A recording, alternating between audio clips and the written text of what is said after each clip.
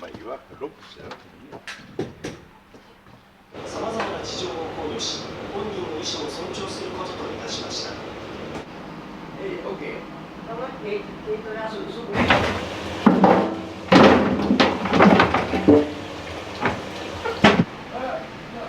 今開けたけど。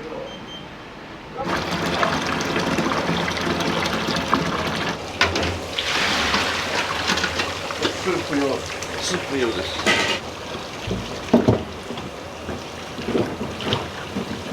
これはね、丸骨6にバラ骨4ぐらいやと割合的に言うからね、丸骨ばっかり使ったらちょっとあんまりにも濃くなるっていうか。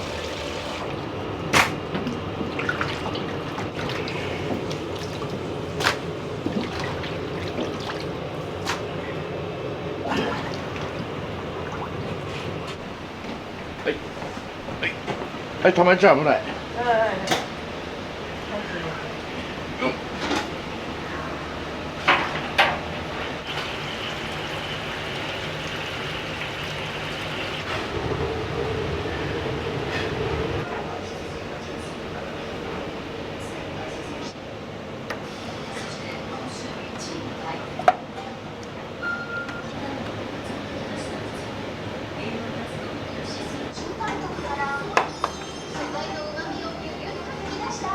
一番いい。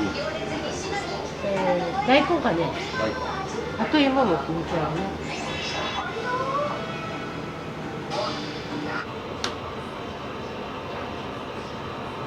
1年で一番暇な時期ですよ今。あ、そうなんです。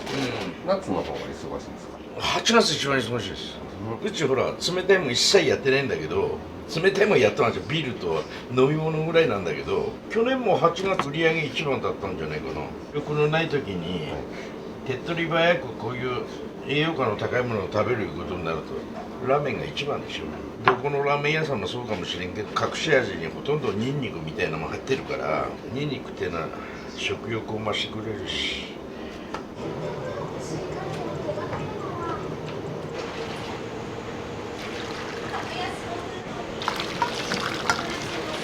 その話忘れとるときに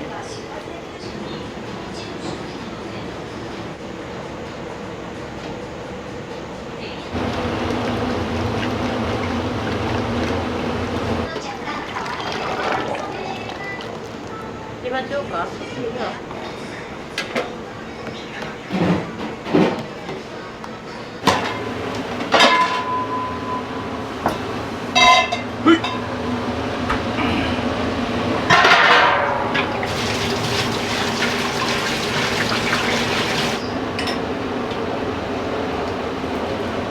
これで焼き豚薄口と濃い口のブレンドペッパー。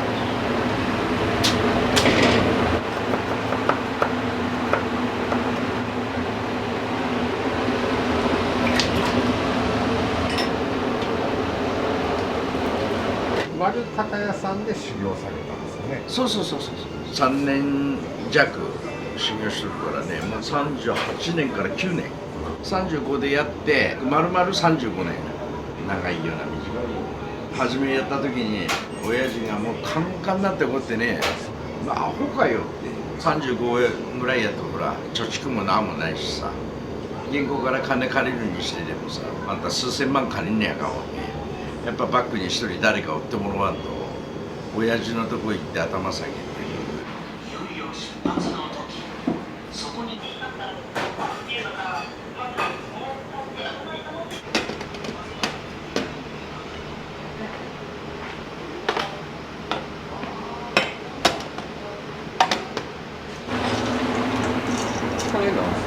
これがほらラーメンの中に入れる油。これ作るのにね、工程から最後の仕上げまで行くと5時間ぐらいかかるから。だからそれがね、これ2つ分ぐらい全部下打ちして全部して。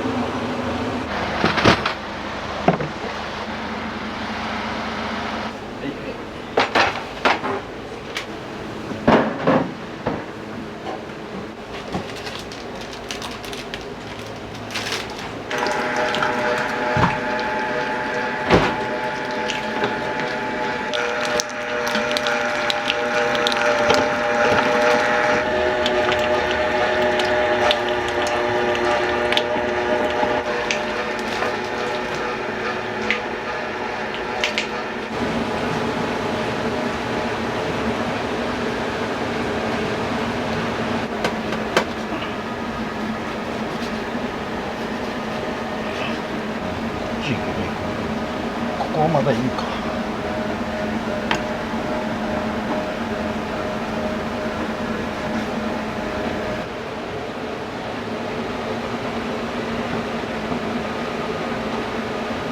これで2日後。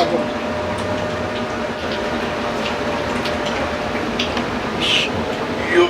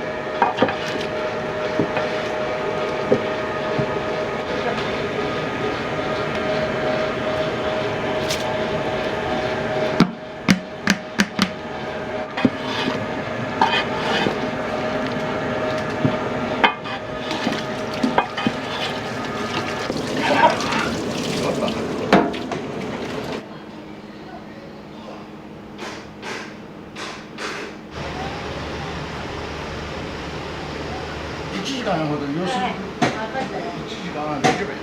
はい。どうぞ。サラリーマン時代に先輩に連れて行かれたのが丸高屋。あの時衝撃受けて、なんでこんなうまいんやって。でそこからずっとサラリーマンやってて、北日本新聞にさ丸高屋の募集出た時に一生懸命辞表受けてる。それ持って会社行ってその足で丸高屋へ面接に。店名も丸高屋さんから取ったっていう形です。加盟店の映画に丸高屋はやれないと、数店こういうのとこういうのありますけど丸中屋でいかがですかって言ったらそれでいいよって言われたから丸中屋です。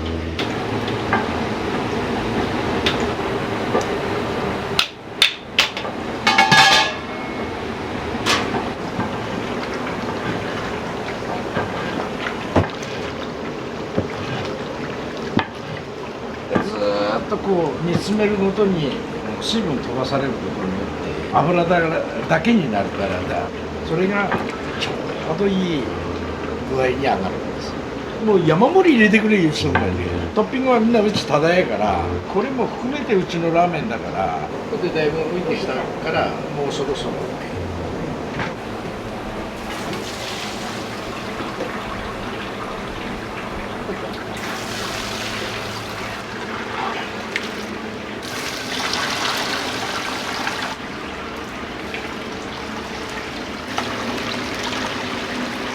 ラーメンはこういう油かすも全部含めて化学調味料一切入ってないから。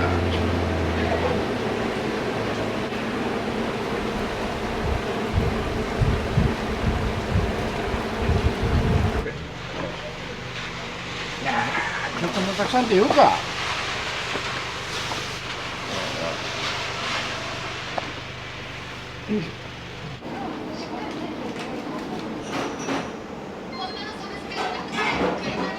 はいはい。はいはい。気をつけて帰らない。はいはい。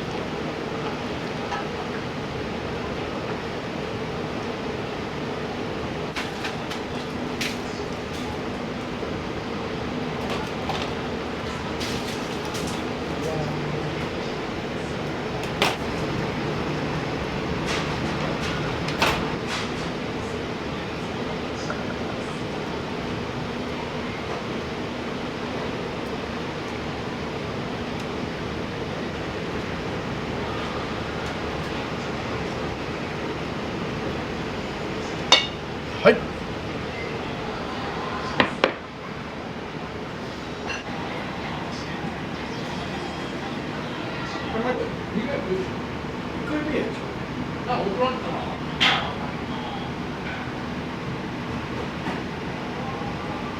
そうそう、あんたに切り替えてからなんから、もう2年後はさ、お互い、でもあったよ、特別教師の、普通教師の人がいて、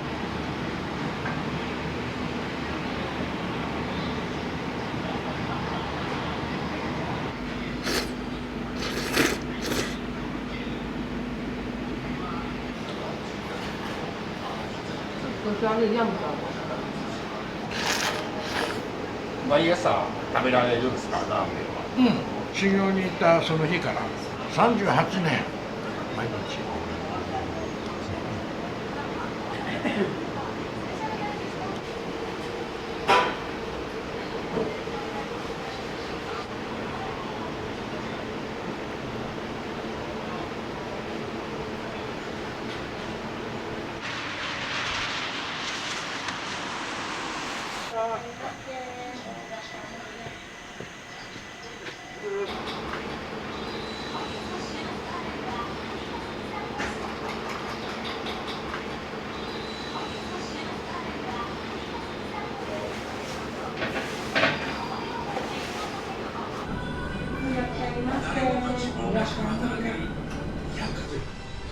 寒いです。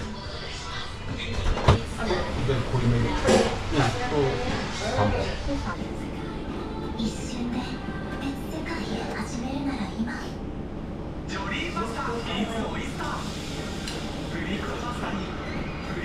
ダメで。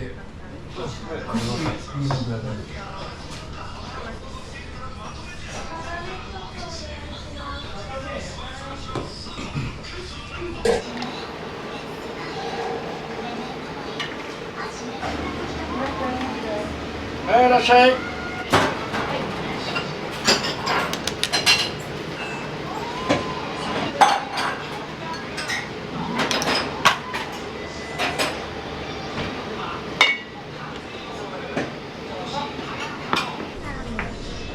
最高だね。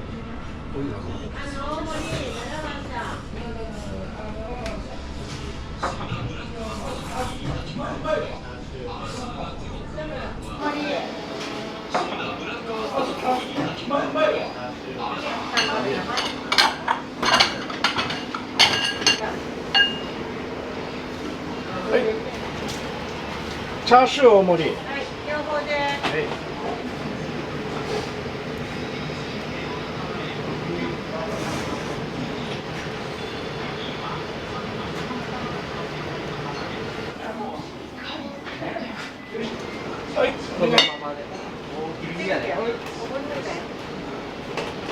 はい、すみませんね。はい、あ、危ないですよ。両方で油多め。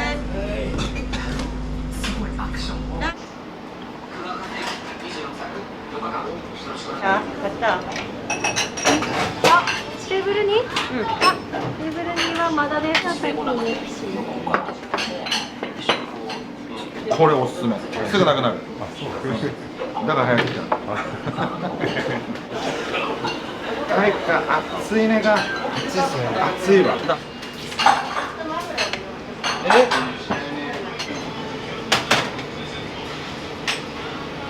油だけ多め。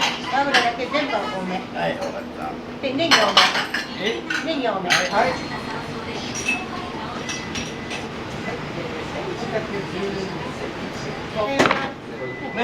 チャーシュー。はい。チャーシュー。量だ。はいよ。はいよ。これ。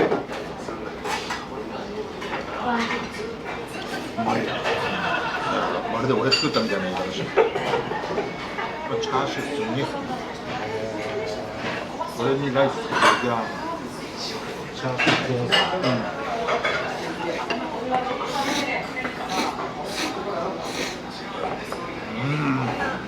月一は絶対行きます。ここのラーメン屋は濃いめ、固め、油多め。昔からの味でうまい。ありがとうございます。どうも。はい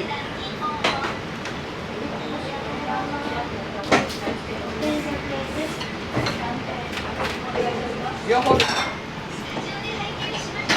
いはい参りますはい固めの大盛りです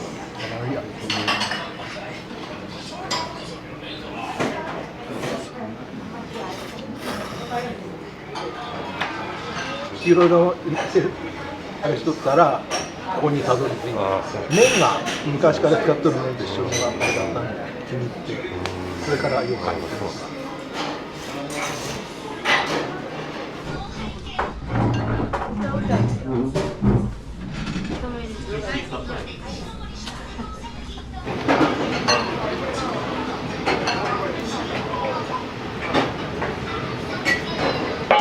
はい一番3つは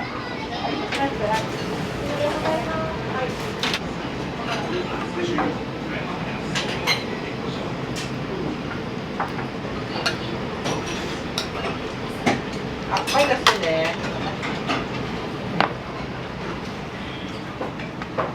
はい1番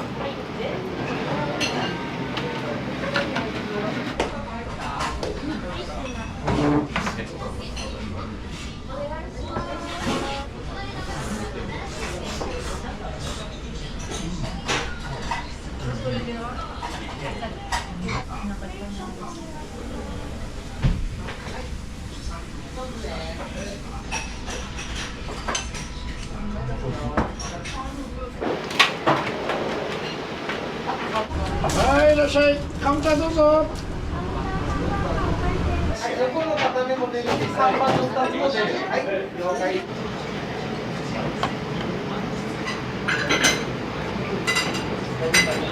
ごめんなさい。いえいえ何をしようはいはい次は6番さん。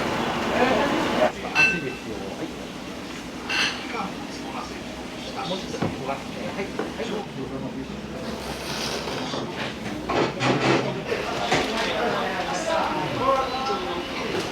ありがとうございます。どうもありがとうございました。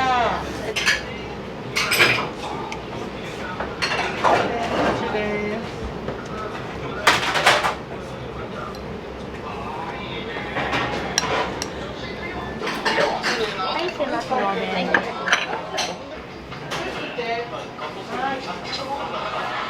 美味しい。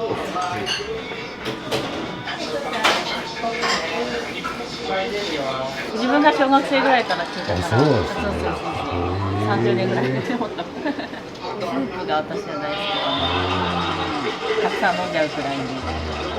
ラーメン好きなもんで。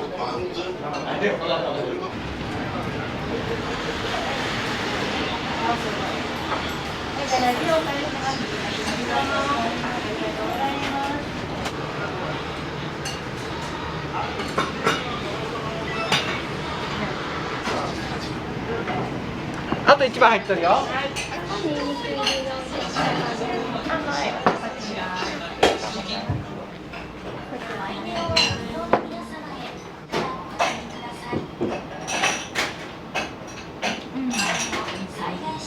何年ぐらいお店入ってるんですか？もう20歳にはもうここにおったから結構長いですねもう20年ぐらい経ちます次4番早い4番出て固め使って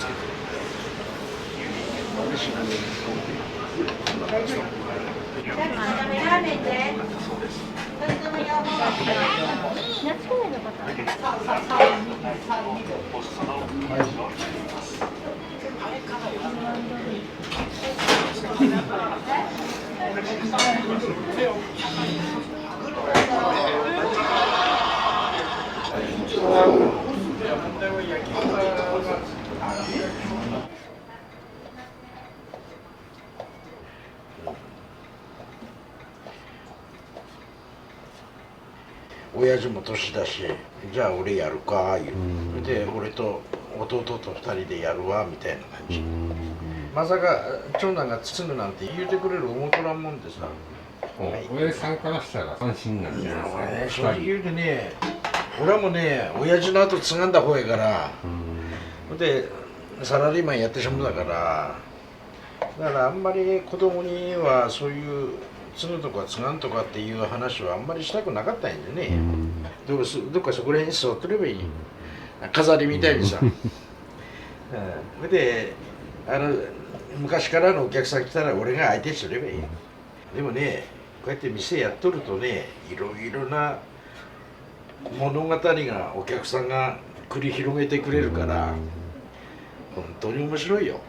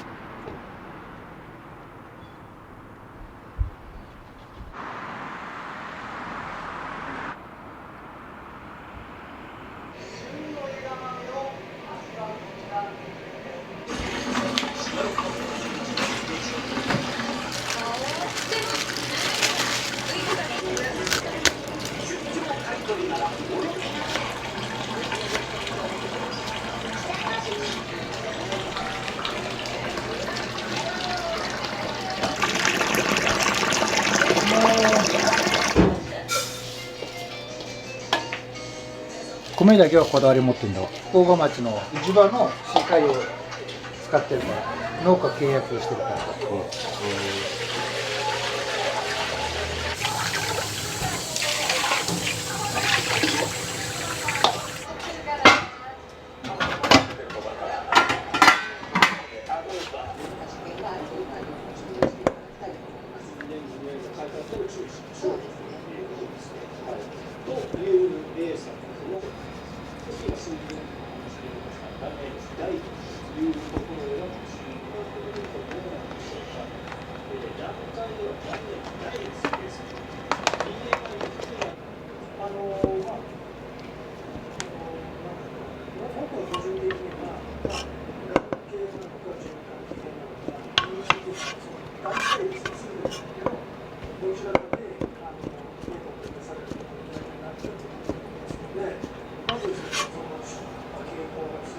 こんな感じ。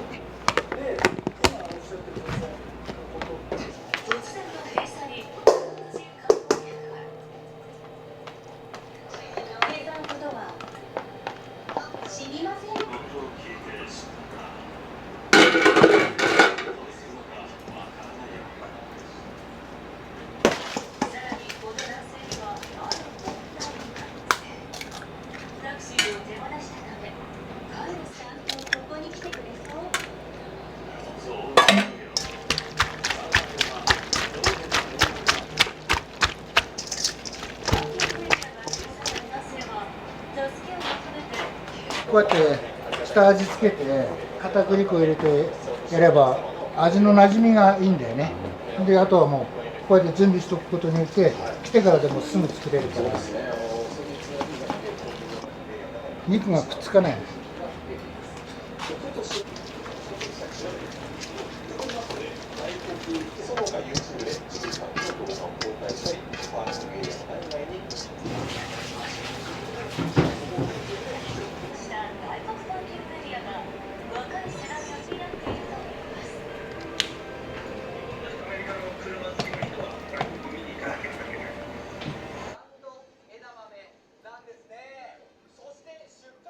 毎日変わるんですか？大体月曜日から金曜日まで大体順番にこうやっていくんだけど、常連のお客さんが多いから毎日同じものっていうのはね、出さないんだよね。あんまりないからお客さんが早く上がればいいかな。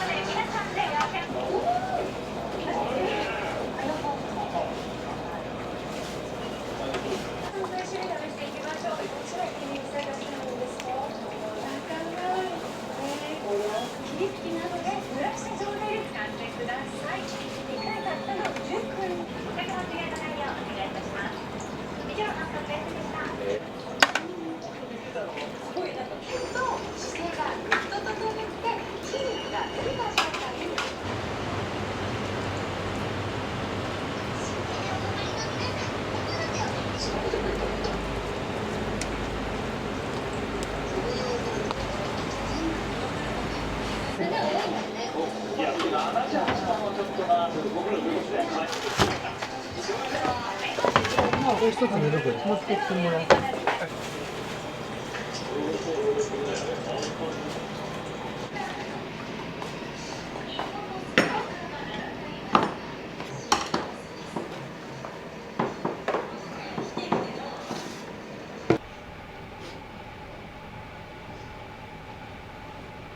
中華組合で、それなりに貢献した人に当たるんだわ。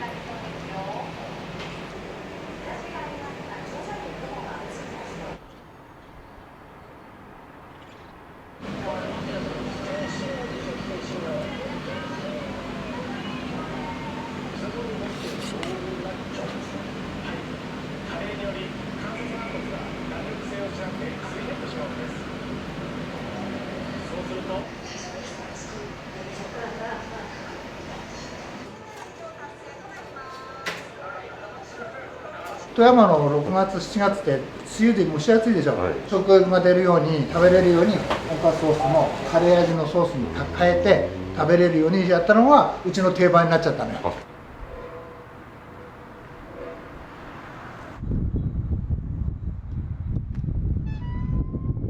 すいません。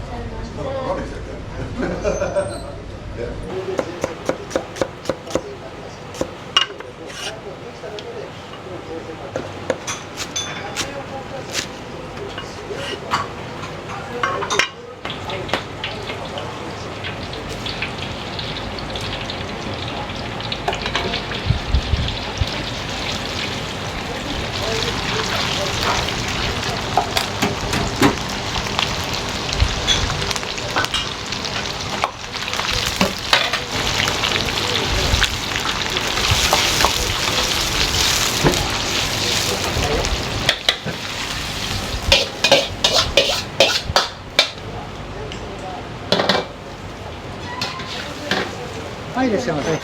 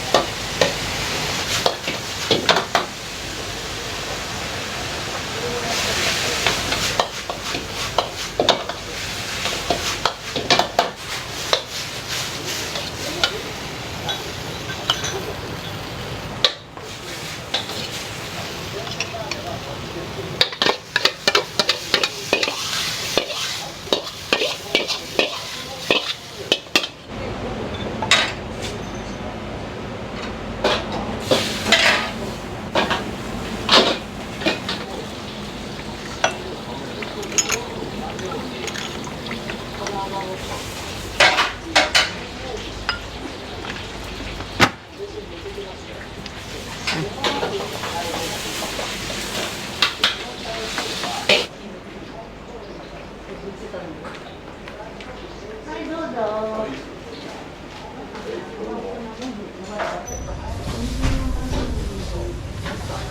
中型のセット。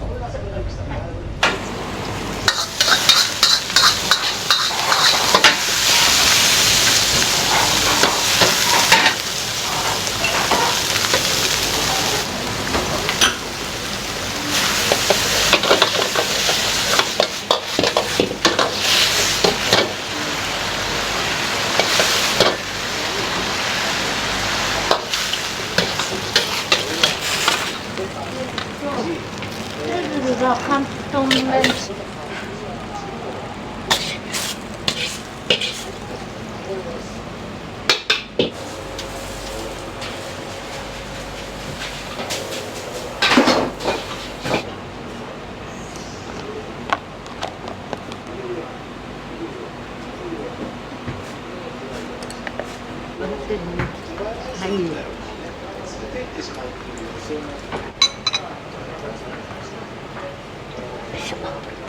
はい、どうぞ。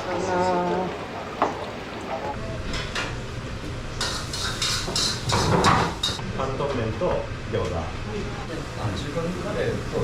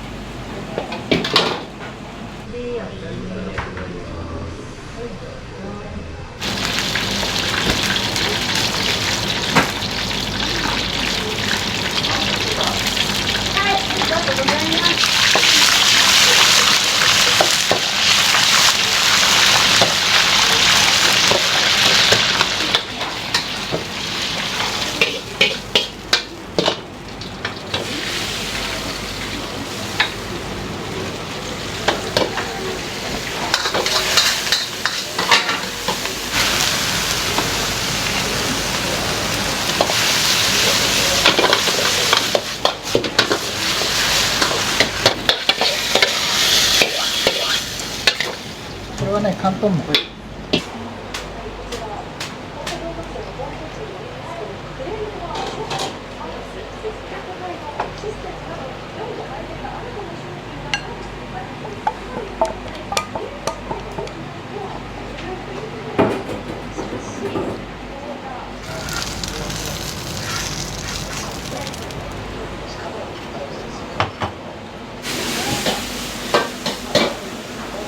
広東麺。はい。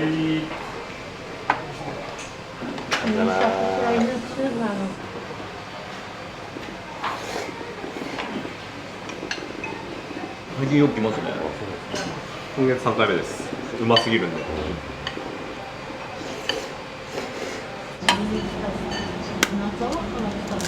あんまや。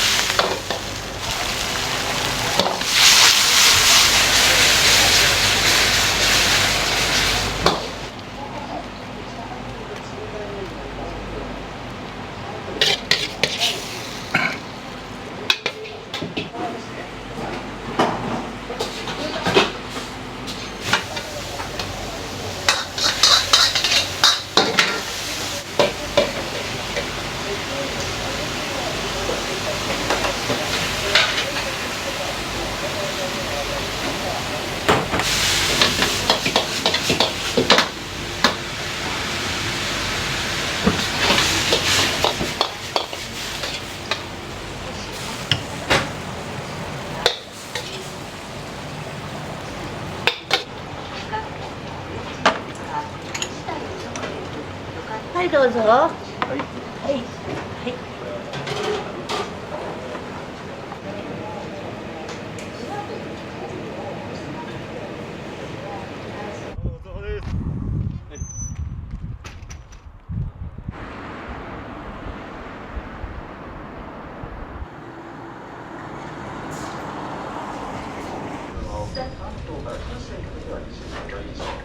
チャーハンと半ラーメンと、はい、一つお願いします。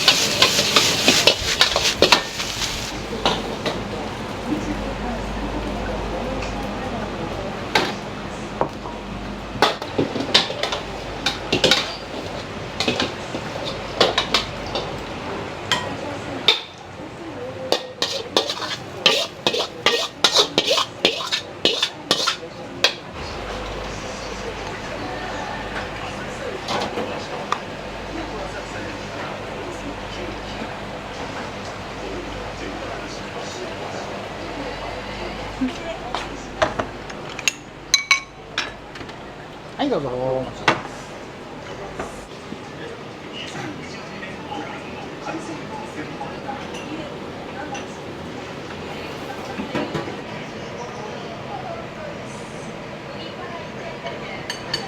ナポリタン。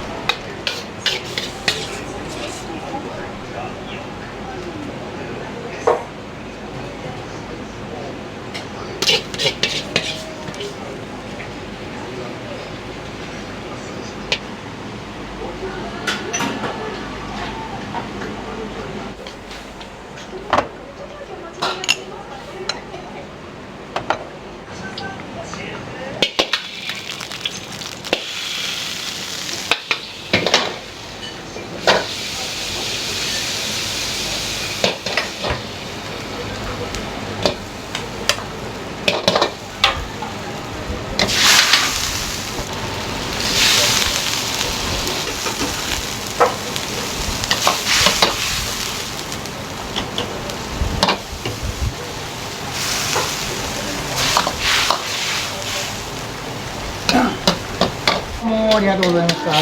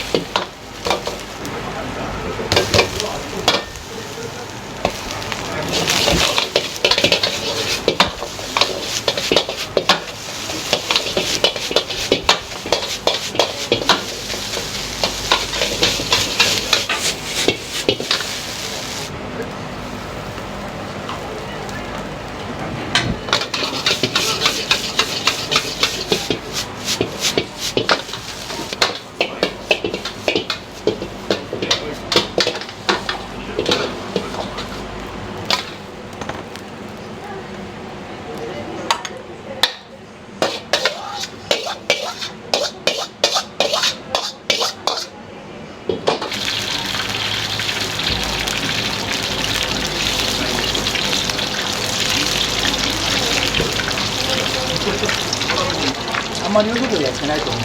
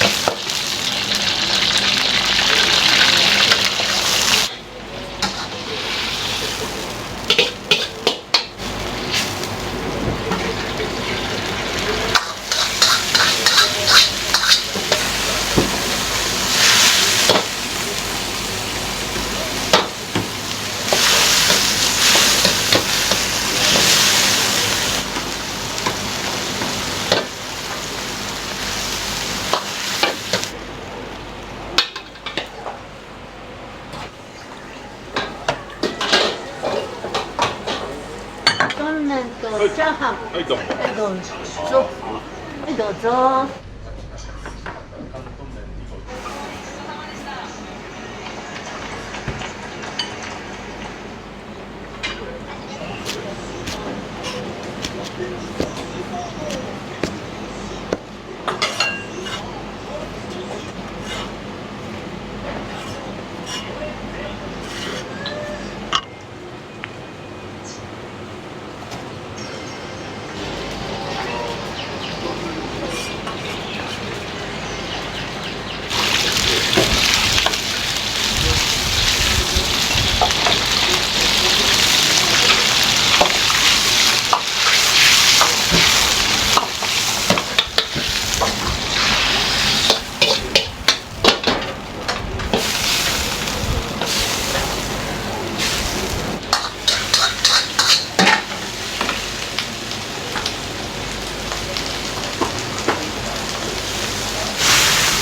い、いらっしゃいませ。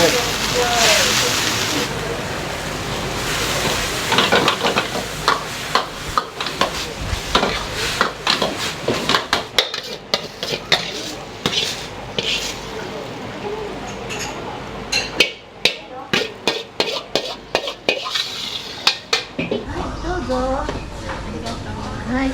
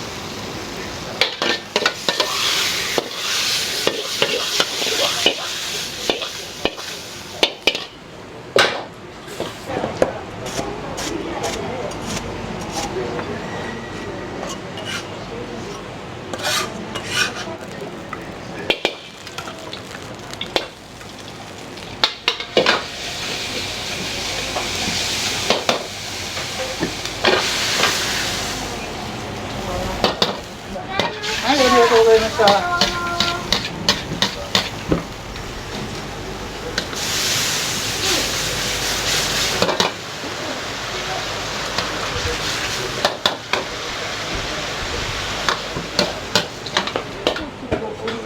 何もなく。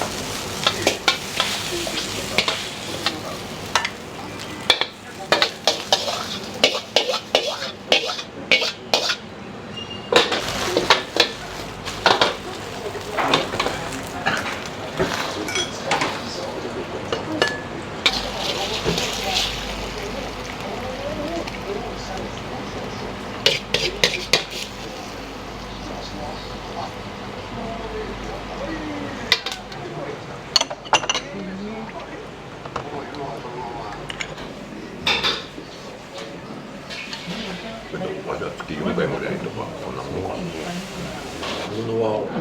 俺はこの麻婆丼は本当は好きなんやけど、この間食べたから今日はちょっと食べたかな。今撮っとった？あ、いやーもうちょっとつまり。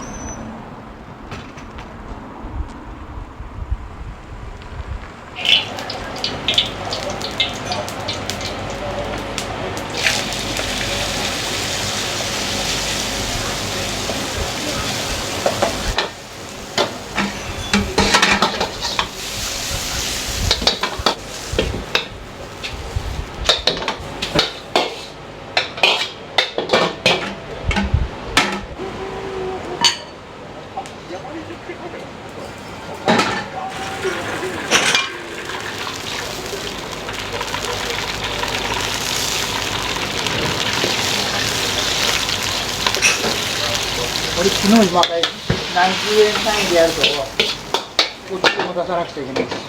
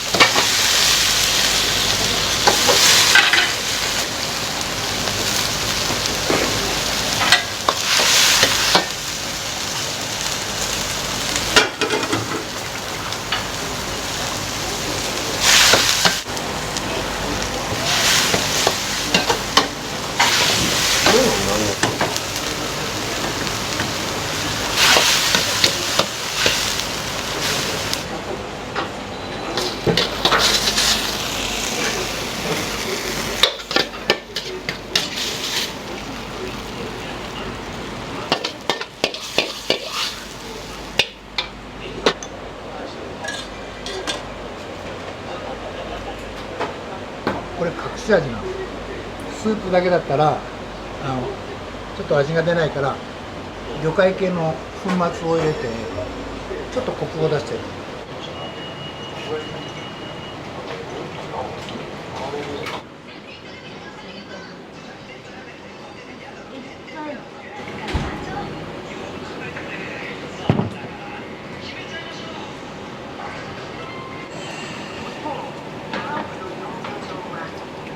ありがとうございました。本当にご苦労様です。ご苦労様です。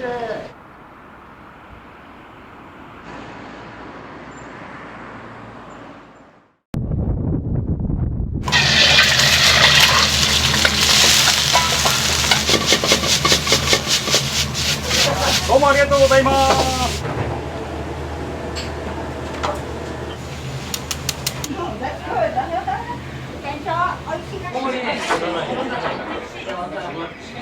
分厚くて食べ応えがあって美味しいで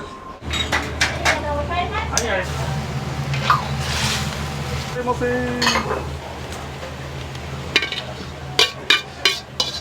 店主の飴愛だよね。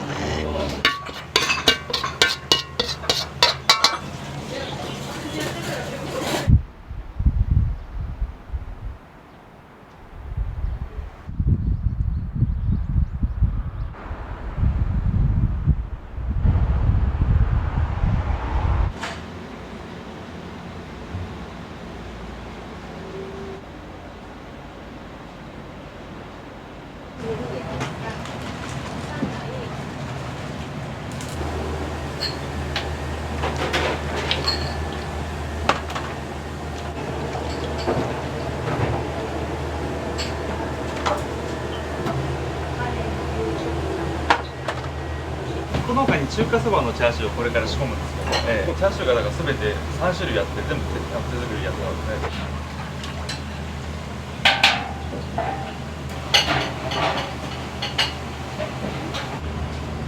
さっきの部位はバラ肉なんですけど、今度はこの豚のもも肉を使ったチャーシューですね。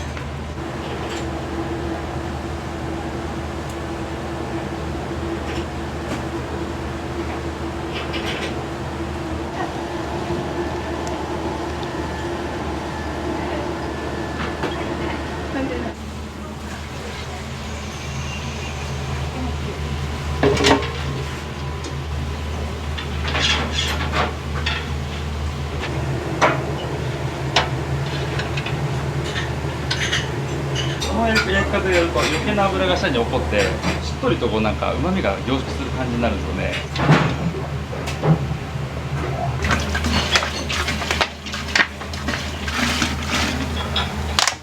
これもずっと突き出してるチャーシューのためです。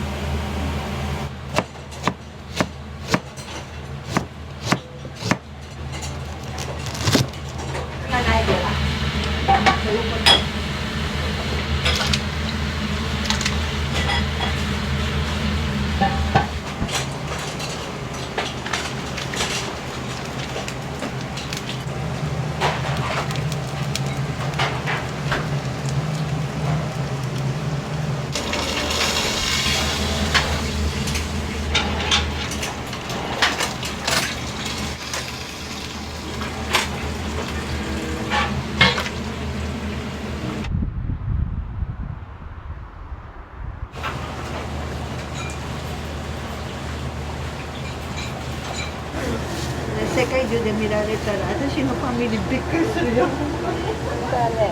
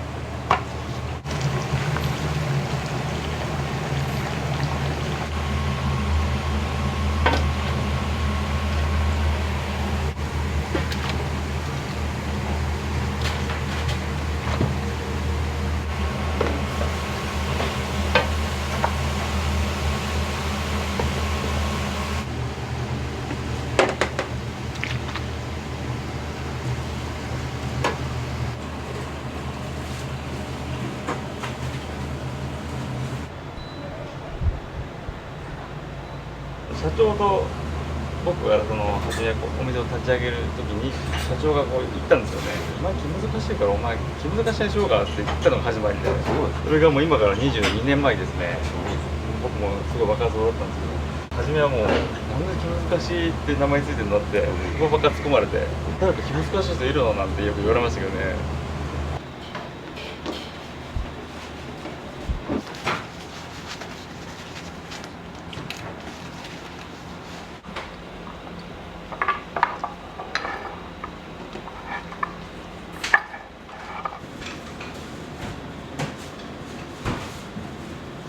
系列店ってすごく多いんですよね。長野は5店舗ぐらいで、東京に2店舗ですね。あと石川にも1店舗あって、でそれぞれ違うラーメンを展開してやってるんですよね。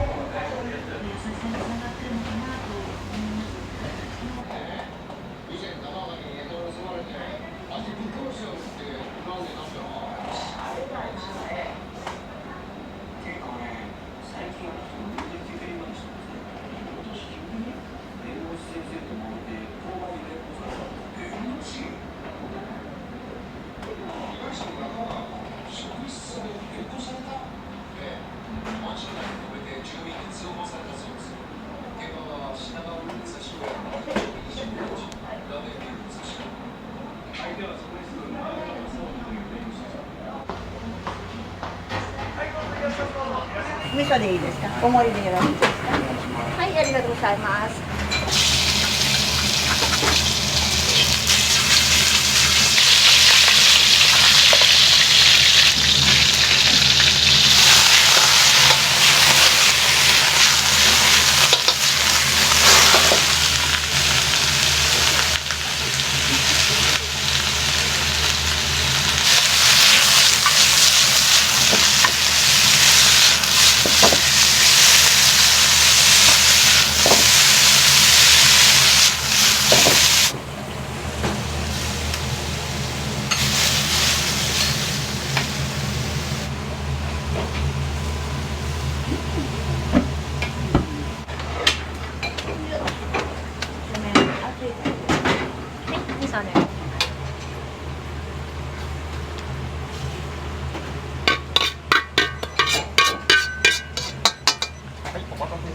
お待ちどうさまでした。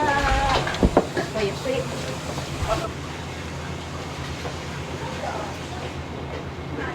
昔はよく飲み行った帰りにここ寄ってから言うからめちゃくちゃ美味しい。はい、いいで。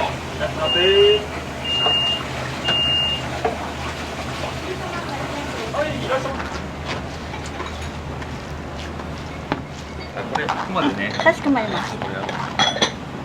はい、お伺いいたします。お願いします。はい、お待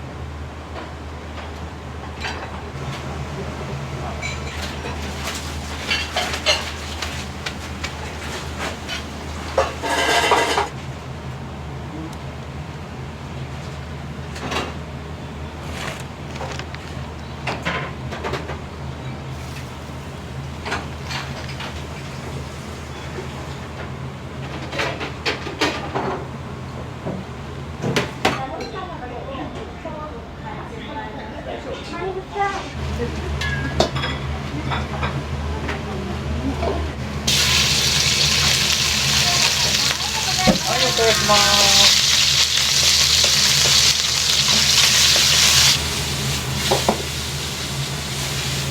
は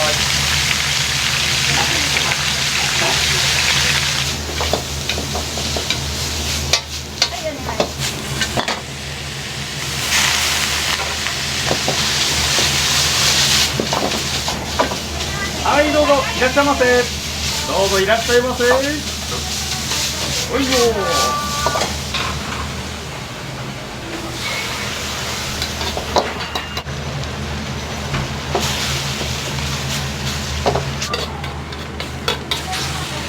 はい、いらっしゃいませ。どうぞ。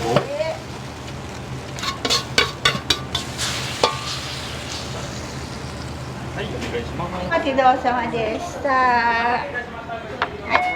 ごゆっくりどうぞ。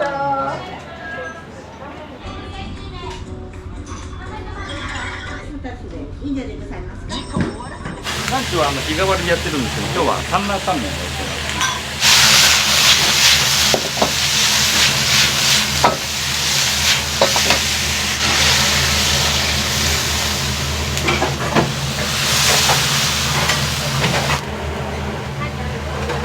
はい。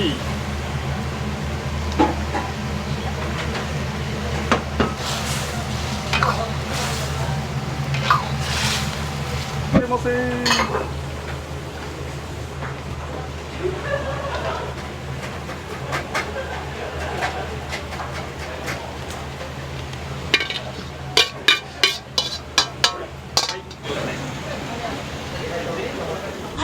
生産というのはあんまりいい設置していくわけで、それよりも実は買い取る時の値段も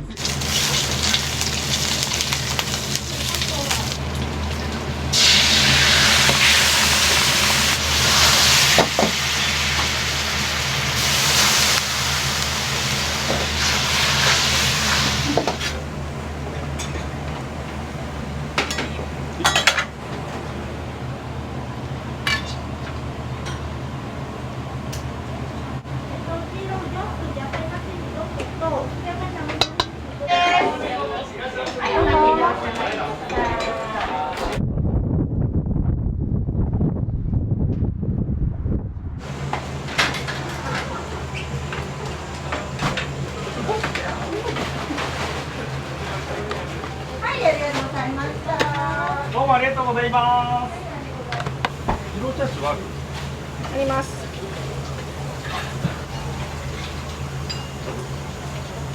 はい、どうもお気をつけどうぞ。ありがとうございました。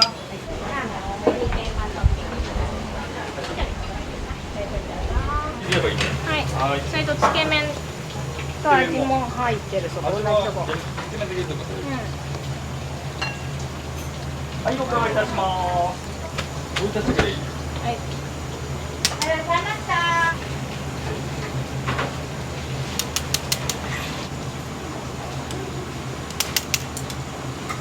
はい、ありがとうございます。はい、ありがとうございます。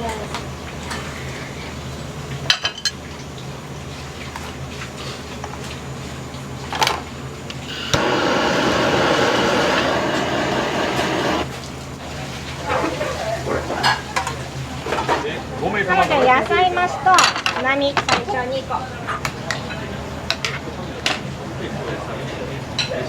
いるかな。めっちゃすごい。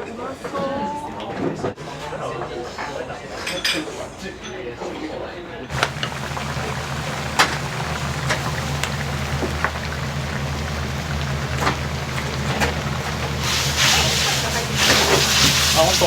あ、今入ってなかった。はい、ありがとうございます。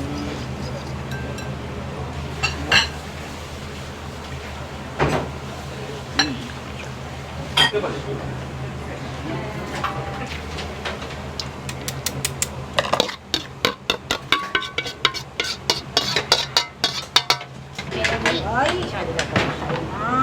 す。ごめんね、いい？はい、ありがとうございます。はい、失礼します。いいですか？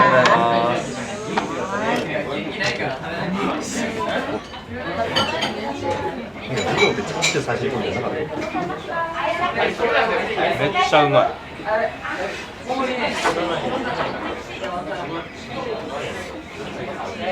分厚くて食べ応えがあって美味しいです。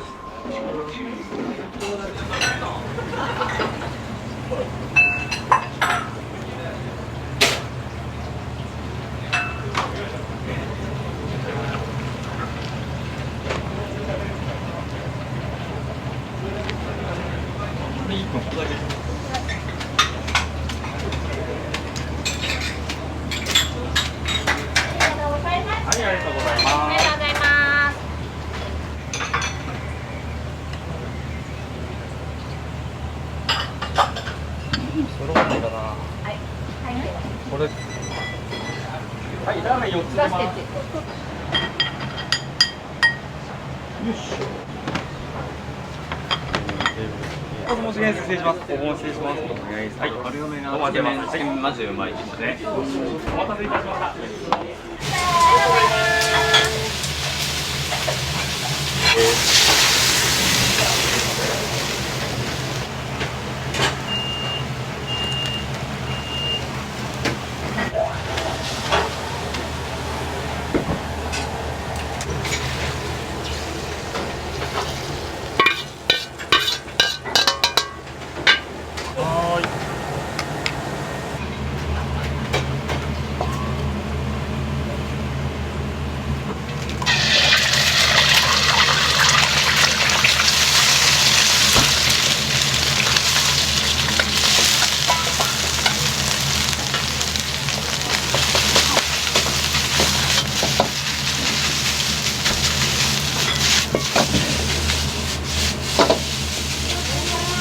どうもありがとうございます。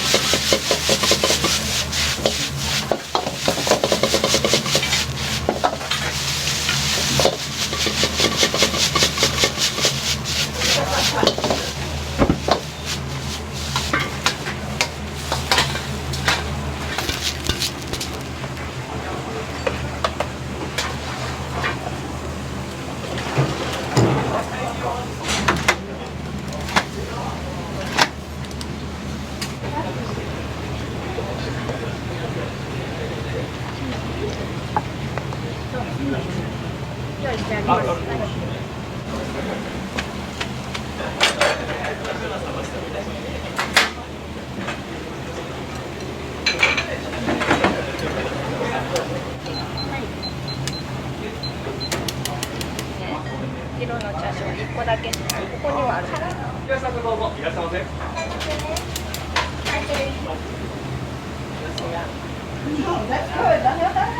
店長、美味しかった。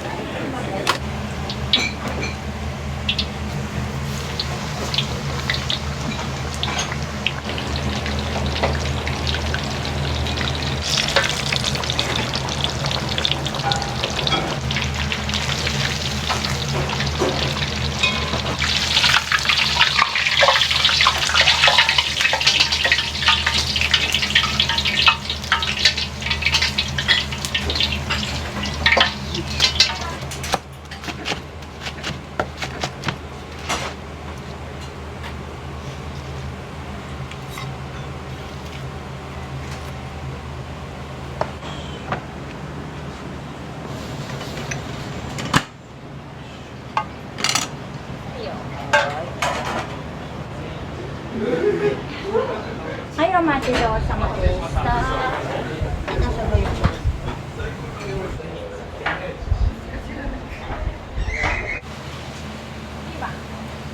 はい、お疲れ様です。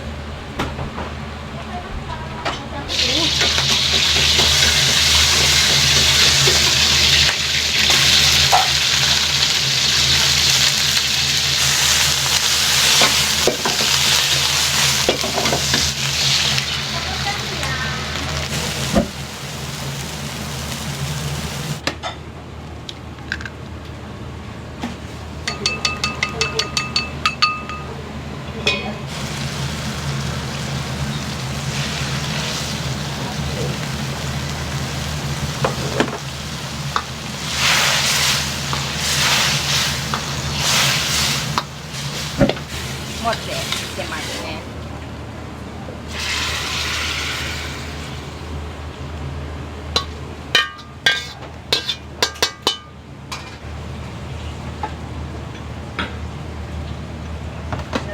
はいよ。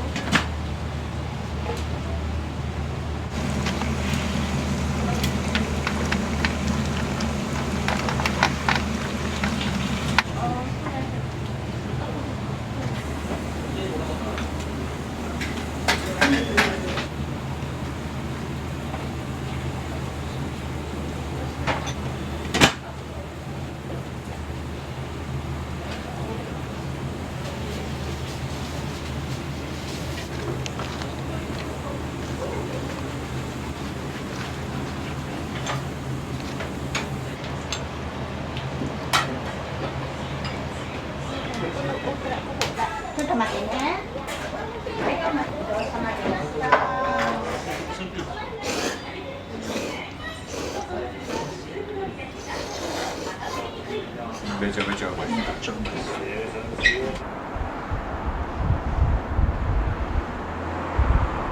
もうあんまないって言ってました。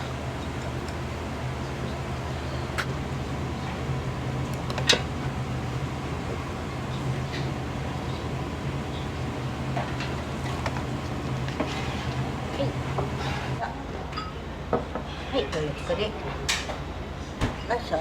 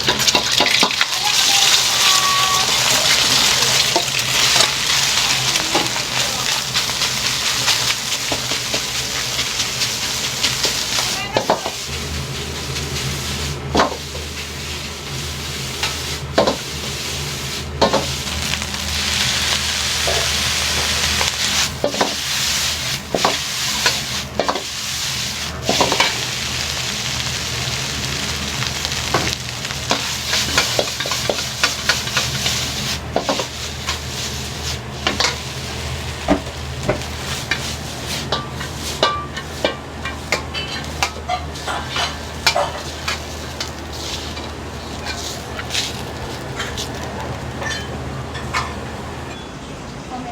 はい、お待ちどおさまでした。は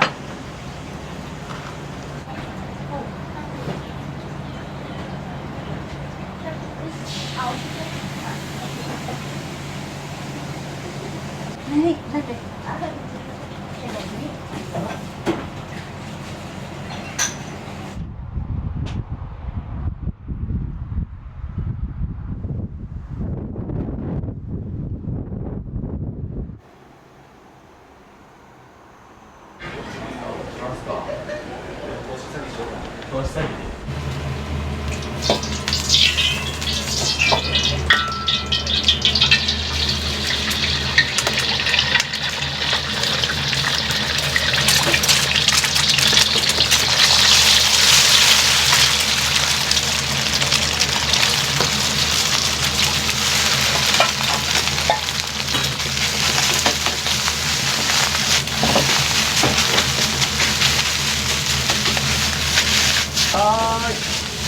じゃあ森田さんご飯どうする？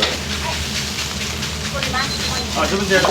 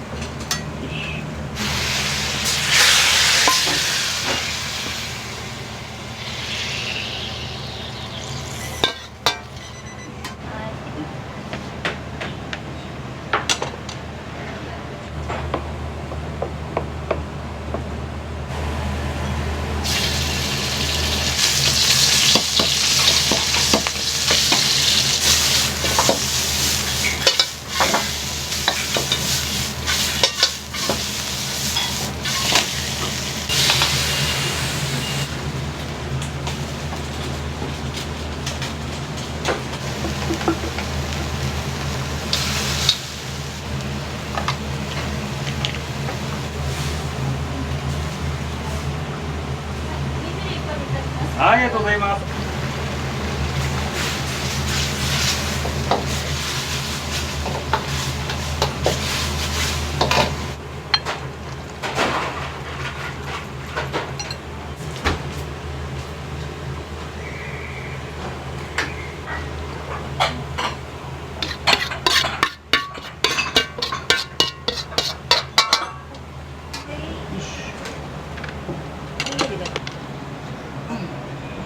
はい、お待ちどうさまでした。はい。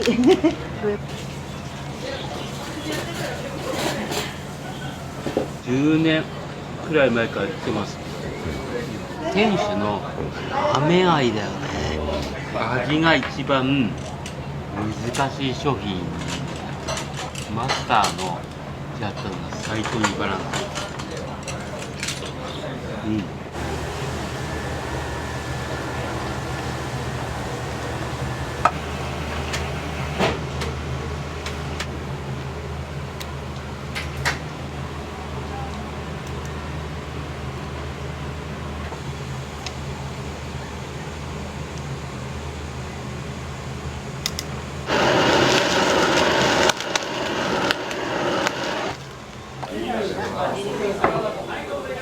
それに対する責任感はあるんですか？めちゃくちゃ美味しい。染み当たります。染み当たる。そうなるんじゃないの？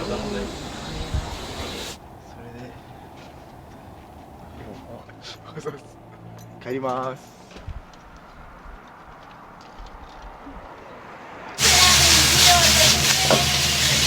はい、ありがとうございます。お待ちくださいませ。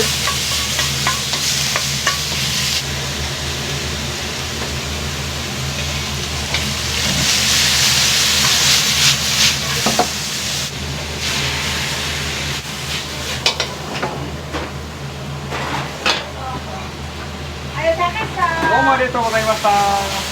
ありがとうございます。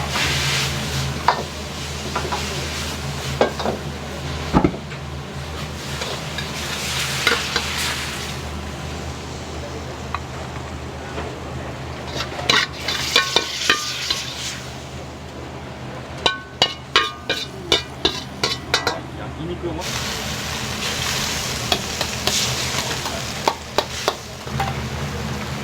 ただそのうま辛いっていう線をやっぱ狙って、このメニューは本当に初め限定でやったんですけど、あまりにも人気すぎたってもうレギュラーなくなったんですけ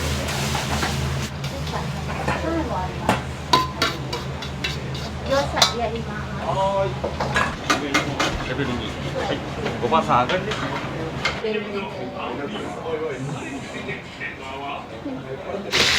鶏はハンバーグ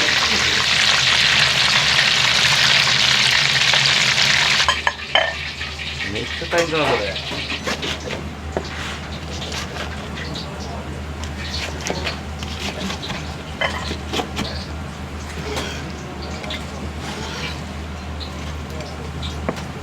はい、すみません。鶏定食で、はい。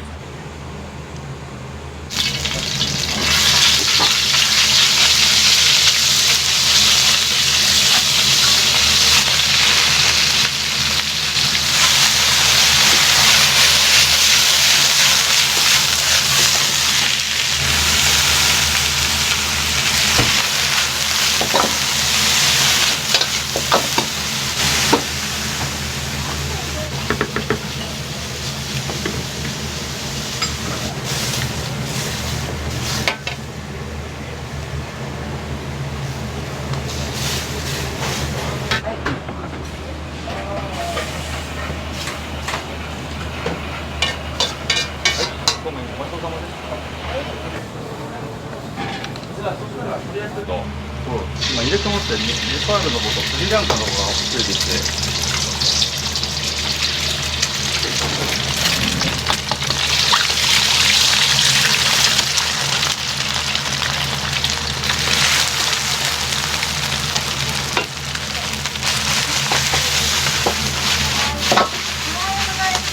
お伺いいたします。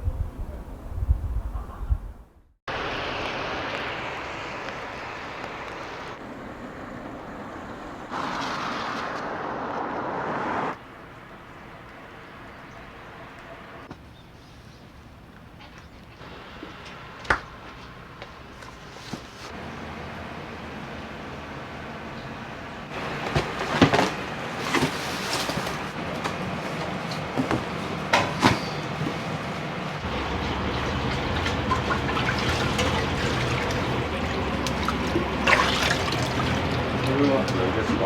これチャーシューの煮込んでる醤油ですね。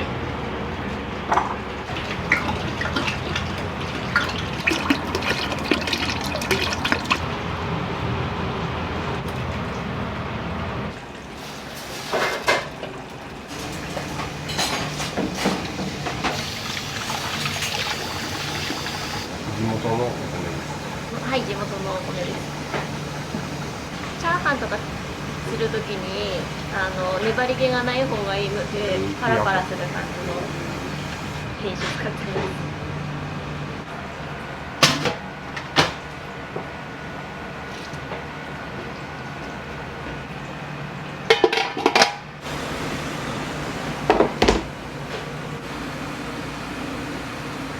1日でどれぐらい使われるんですか？土日になると12ぐらいで、平日は7ぐらいですかね。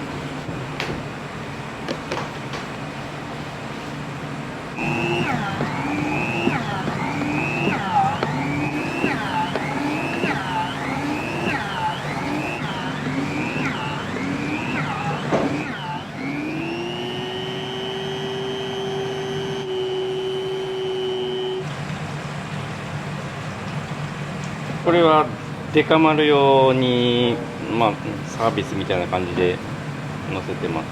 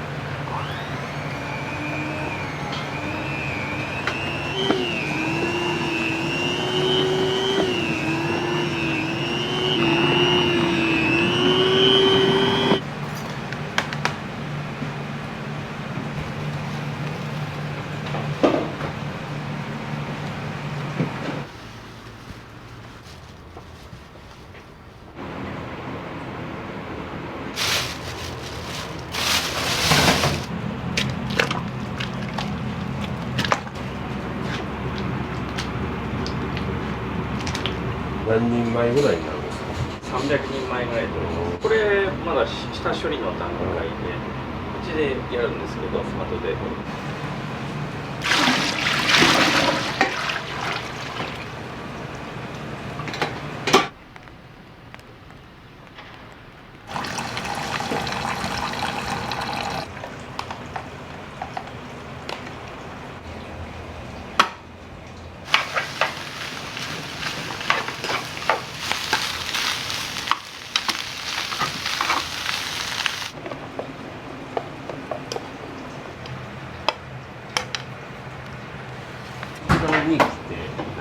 一番人気は今時ラーメンかデカ丸ですね。デカ丸はボリュームがある二郎系のラーメンになります。今時ラーメンは豚骨塩味のラーメンですね。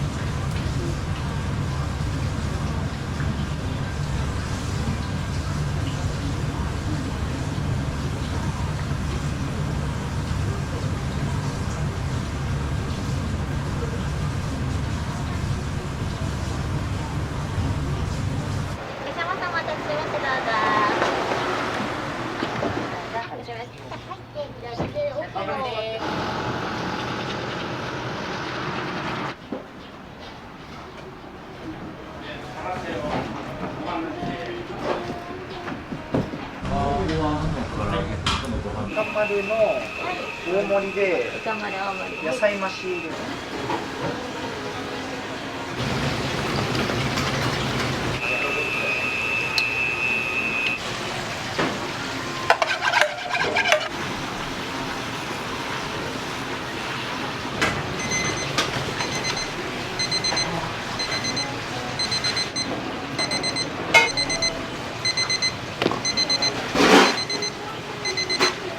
運びでーす。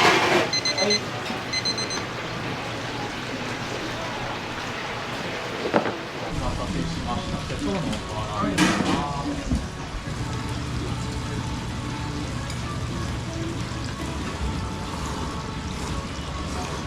はい。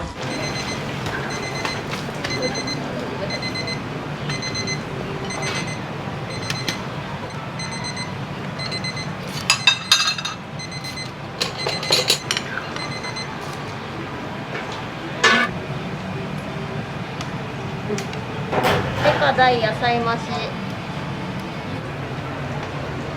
お願いします。デカ丸大盛りですね。野菜増しになります。一人で食べられるんですか？あ、そうですね。これはうん一緒です。4キロあるんです。何キロスープコンプ普通の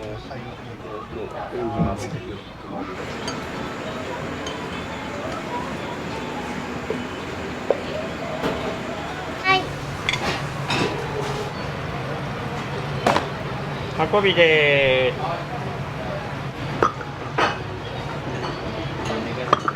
お待たせしました。こちら白子のどろラーメンの方になります。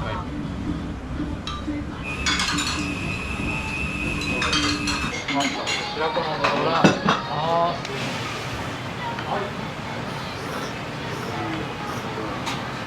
よく来ないで。よく来ます。あ、そうなんですか。何頼まれたんですか？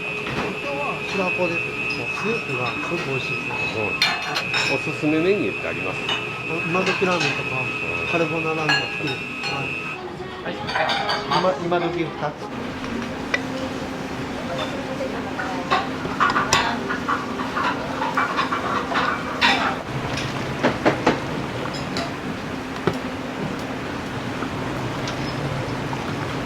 肉チャーシューご飯です。はいよ。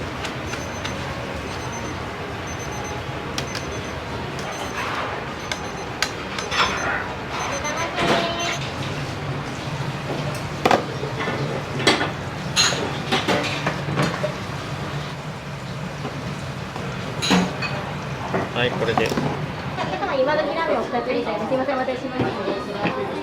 はい、できました。お待たせしました。失礼します。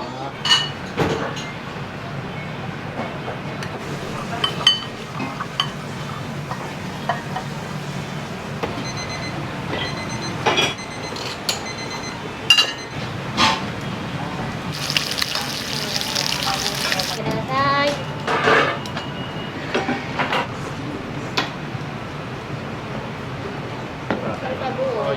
ました。こちら今時ブラックになります。こちらですかね。はい、ラーメンになります。こちらかき混ぜてお召し上がりください。すいません。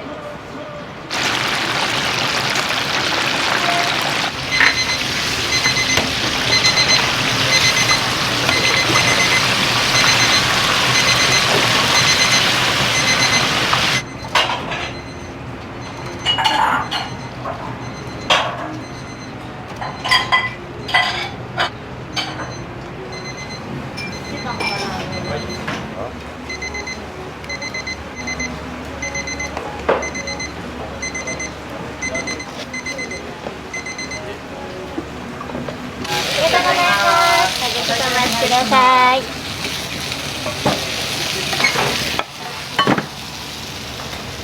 れカウンターにます。お待たせしました。チャーシューご飯になります。こちら鉄板つゆだけお付けください。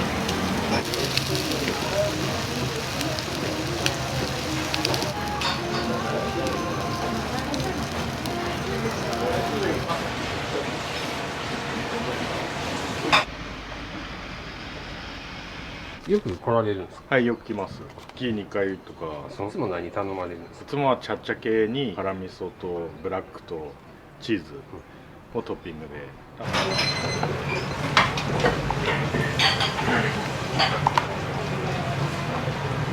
これ運びでーす。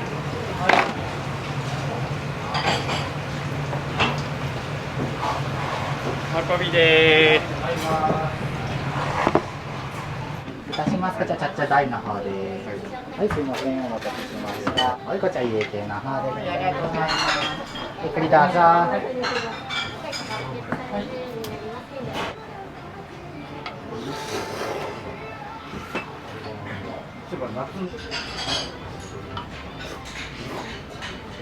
どれが一番美味しかったですか？超濃厚油ラーメン、その中でもダントツで濃厚で本当にめっちゃ美味しかったです。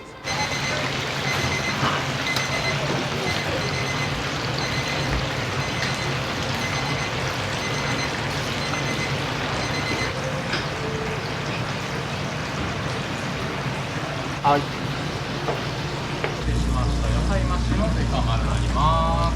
はい、ごゆっくりどうぞ。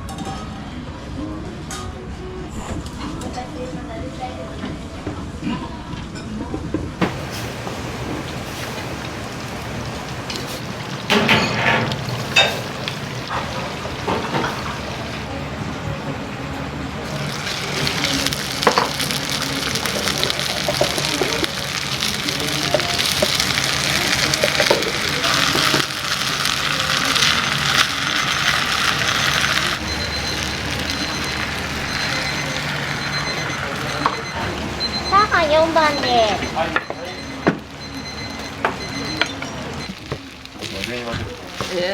真面目にってどんな。あ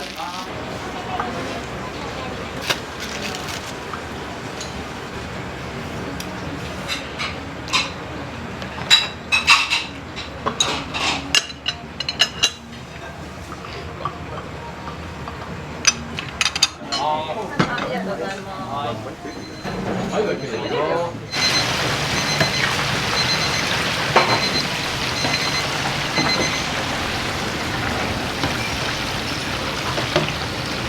お待たせしました。こちらが唐揚げの盛りになります。来ました。こちらがミートドリアになります。はい、こちらですね。どう混ぜればいいの？時間制限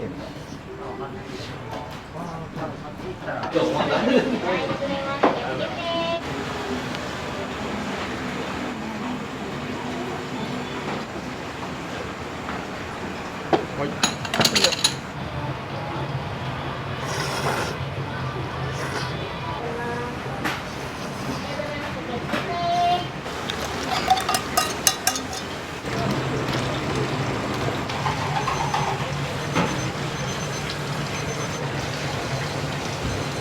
運びです。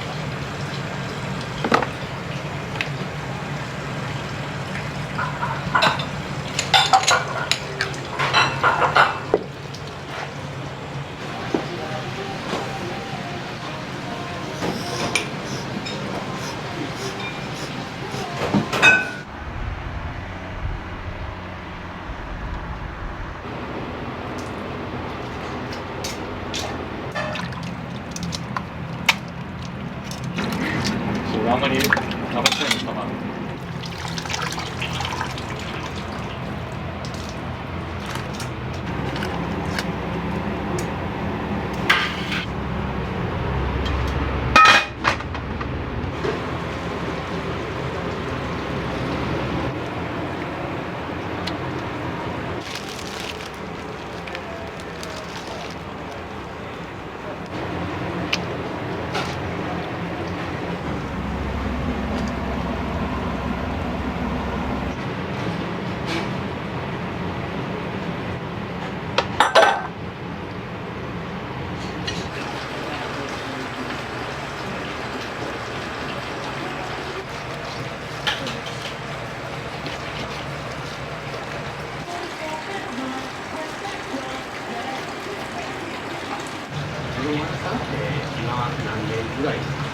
まあ最初から考えると20年、19年。20年ぐらいか。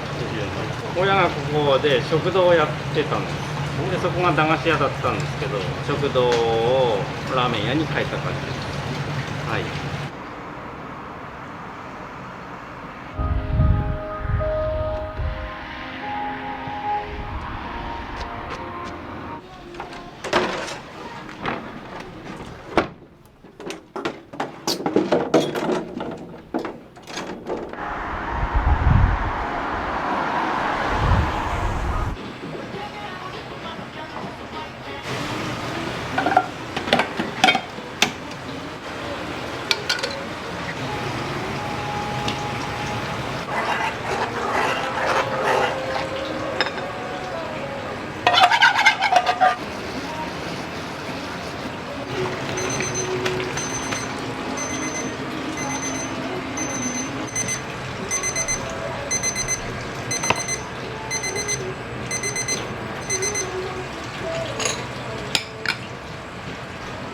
はい、すいません、青はですね。はい、どうぞ。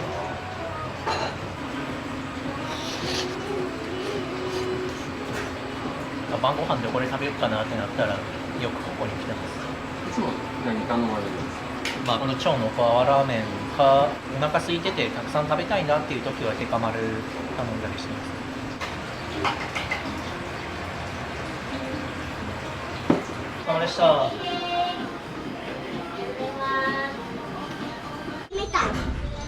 閉めた？あ、これ1？生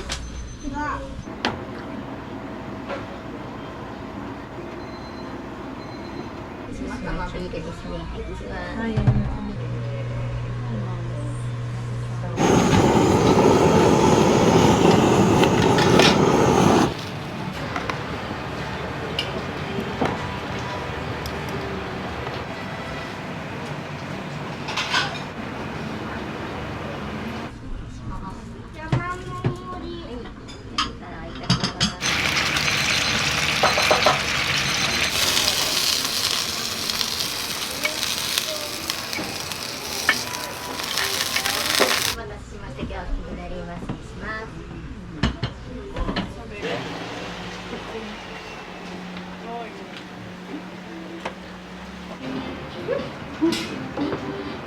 デカ丸の麺少なめニンニク増量がお一つと AK ラーメンの一つで豚骨。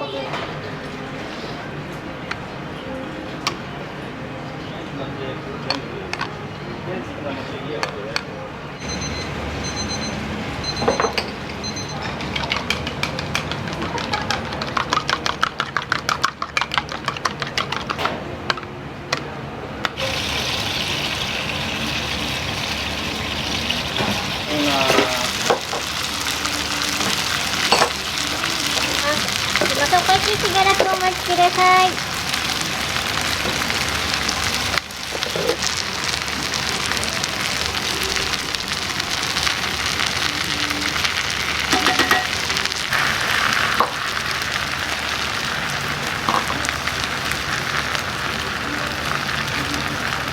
お待たせしました。チャーハンですね。食べ終わっていいのでお気をつけください。またよくかき混ぜてお召し上がりください。待って。うわ、写真撮る時間なかった。うまそう。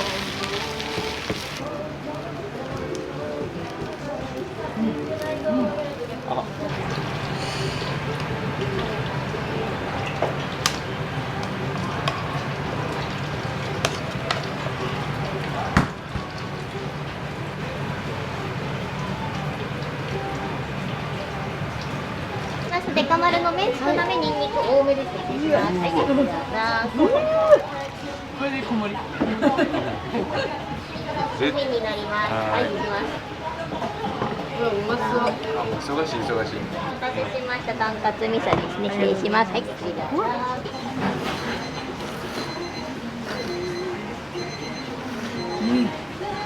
どっから食べよう。何から食っていい？とりあえずメンマと。まずメンマ。ですよね。メンマ。せーの。一番。麺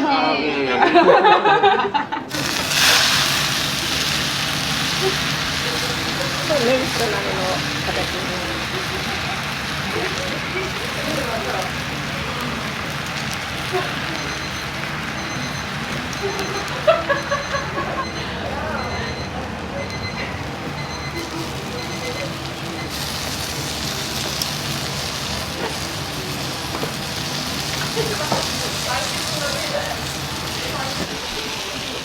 お待たせしました。ジャンクの麺つなめです。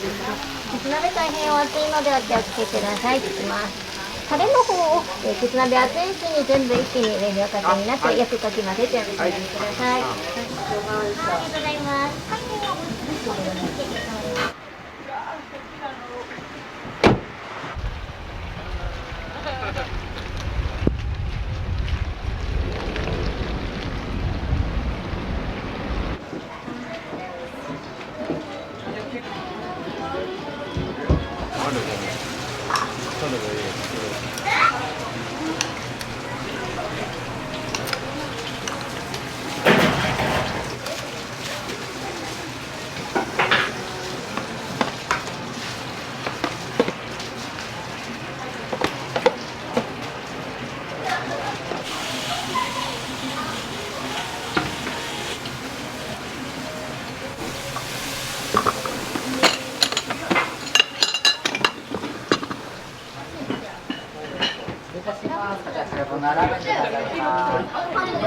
こちらあっさり醤油ラーメンの大盛りでございます。はい、すみません、お待たせしました。はい、こちらデカ丸でございます。お待たせしました。はい、こちら家系ラーメンでございます。お待たせしました。失礼いたします。もやしってどれぐらい使うんですか、この150の 200g なんで50キロ。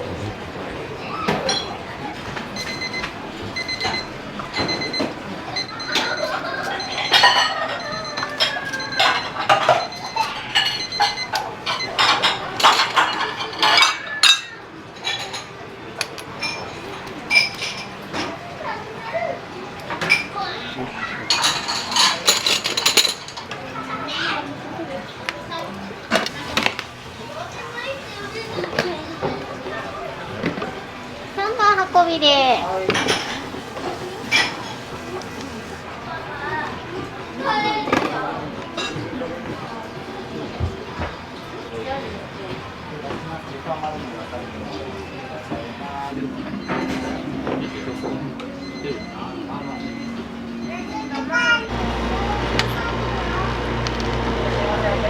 すいません。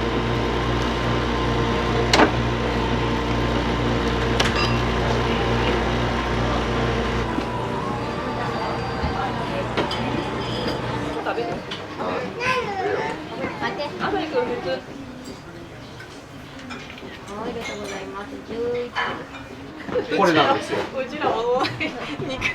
アスリートで、まあ、今回だとこの富山の弓道で2位で全国大会に行くっていうので、いいやから300円で食べれる。カレーボが2つ。お願いします。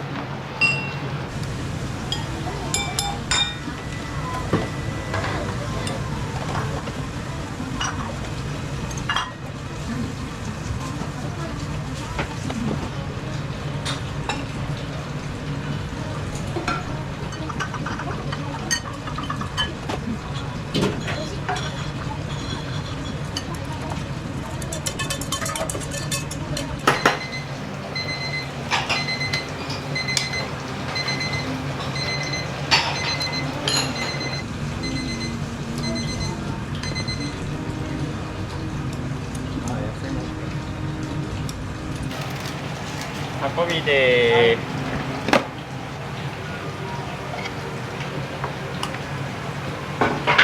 失礼いたします。じゃあデカ丸の野菜辛めにんにく黒マー油でございます。はい、すみません、お待たせしました。これすごいな。ハグ積んだこれお前。寿司みたいな。寿司ざんまいや。あ、これだけ受け皿。こちらカルボナーラーメンと、こちら普通ですね。こちらカレーカルボでございます。全体的によくかき混ぜてお召し上がりください。あ、美味しそう。養鶏か。これがニンニクなんじゃん。そうや、この黒いやつ。まあ、カレーやからどっか親しみやすさはあるけども、濃すぎず薄すぎず、やっぱどこまでも滑らかな味がこう続いていくんですよ。あと太麺が結構合ってて、どれもなんか味が破綻がないんですよね。なんか今日ちょっとびっくりしたのが二郎系、結構富山では二郎系のやつあるんですけど、雑な感じが結構あるんですよね。なんか豚臭いっていうか、それはね全くなくてそれもうまいんですよ。でもこの量増えんのって感じですけどね。けどまあ、ありがとうございます。コメントが上手ですよ。完食あの量お前一人で食えたのすごいわ。まあちょっと。ああどうも。またよろしくお願いします。楽しみにしてます。アップ。チャンネル登録しておきます。もう一匹登録してました。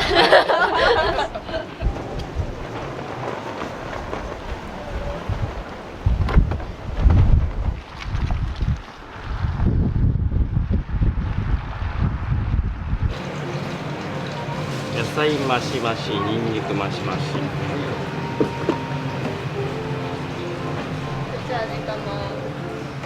はい、すいません。デカ丸の野菜肉増します。どっちでもいい。ラーメンだよ。味玉半分。味玉ありがとうございます。美味しそうだね。一人で好きなんで食べます。熱そうだけどでっかいお口です。おいしい。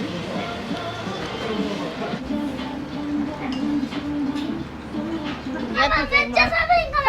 あ、わかった。バイバイ。バイバイ。バイバイ。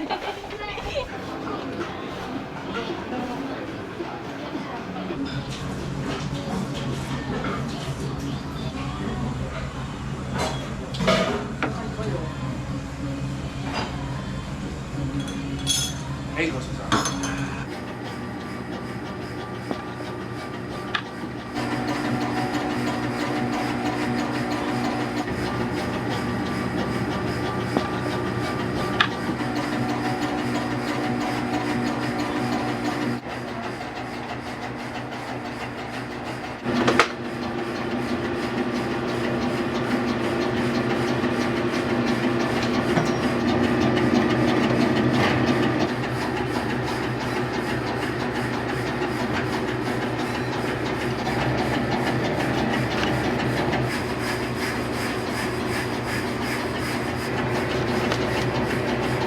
修行行った3店舗目に行ったところが関東で一番最初にこういう業務用の製麺機を置いて製麺したお店に修行行ってたんで、はい、で富山北陸の辺ではラーメン屋で製麺してるところもほとんどなかったんで、じゃあやってみようと思ってラーメン専門店ならスープも麺も作ってもらいたいような感じがしますけどね。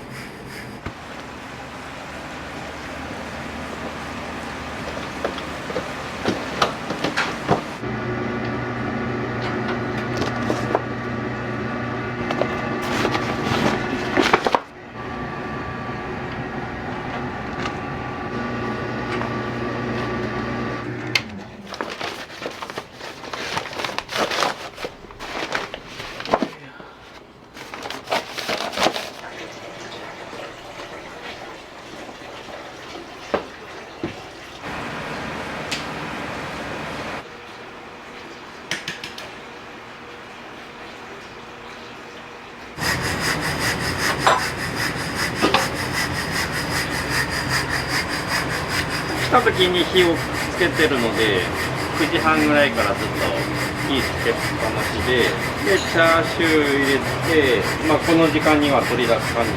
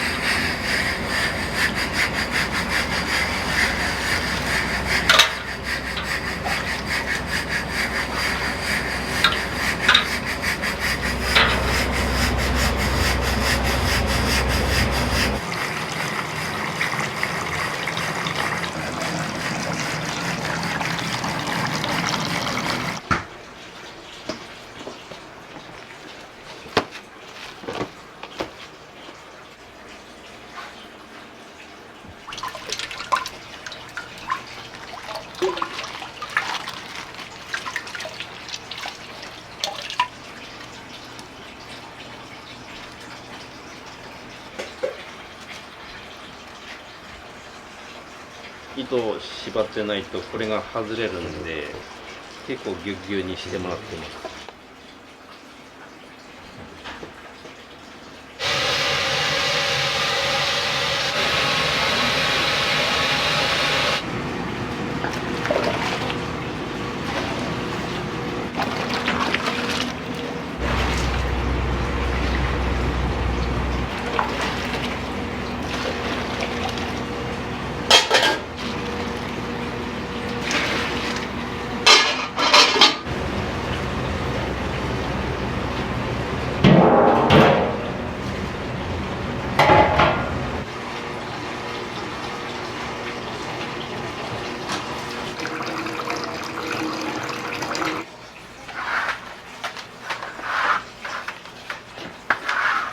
睡眠時間って何時間ぐらいなんですか5時間、6時間ですかね。終われるのは12時ぐらいなんですか。昨日1時過ぎました。2時ちょっと過ぎに寝てみたいな。もう家に帰るような感じです。12時ぐらいに帰れたら、そこから自分運動1時間ぐらい、トレッドミルってランニングマシンですね。あれで競歩の練習してます。いいコースに滑らか。奥さんも体力すごいですね。体力はないので風邪をひかずに頑張ってます。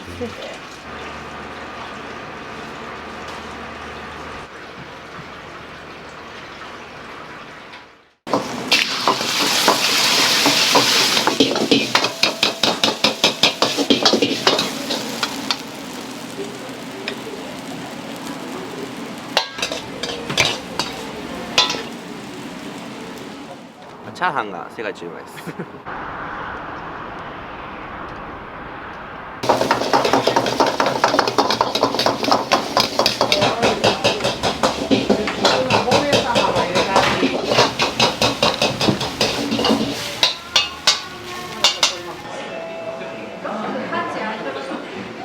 いいよいいよ。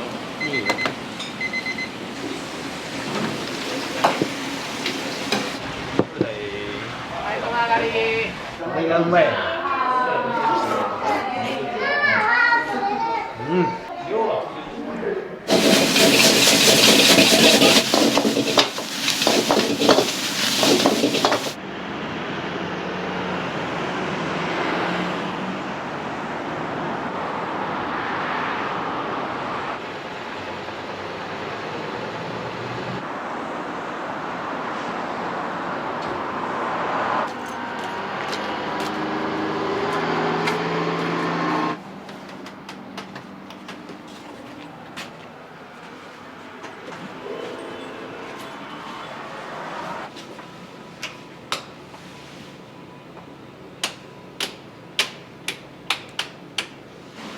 ふ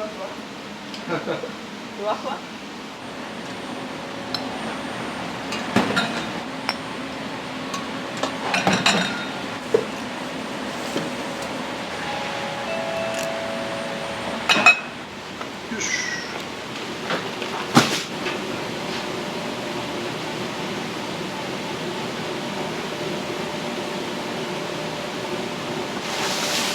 高岡店っていうのは実はあって。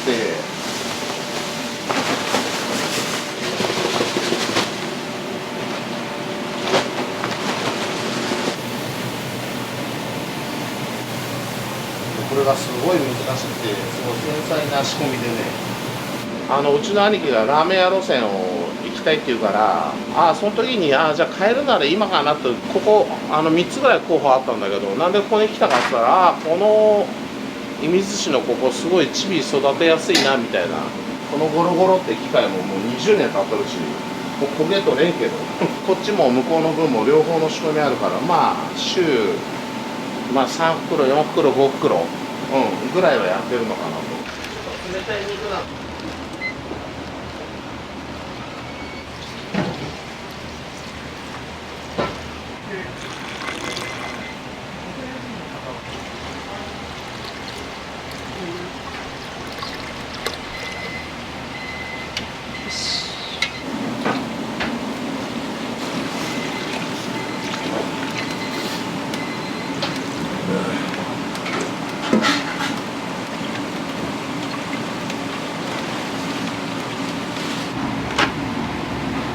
曇って見えへん。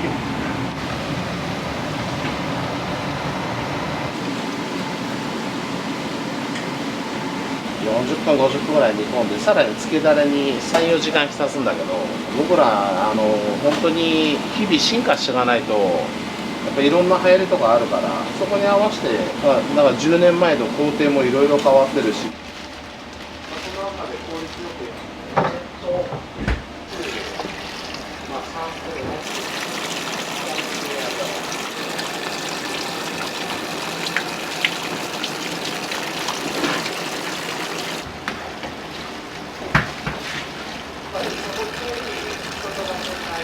そこにのせた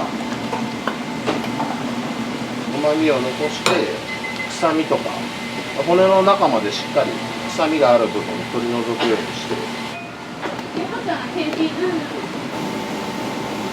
この焦げ始めるとパチパチ言い出すよこの中で本当にこのごまの甘み出すのに本当にすごい繊細な仕込みで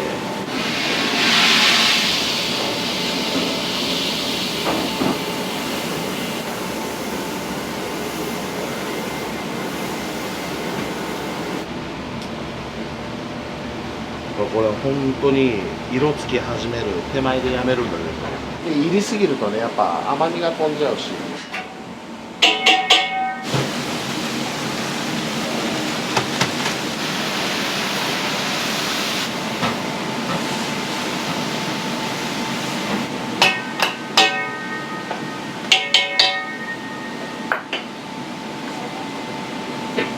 角度調節をしまして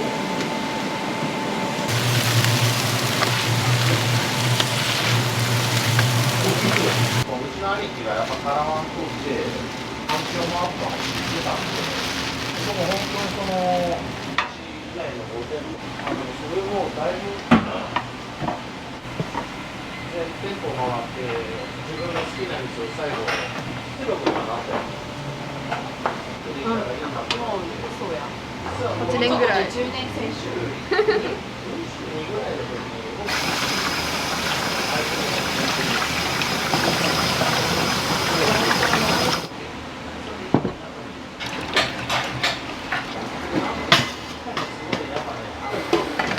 何のタイマーか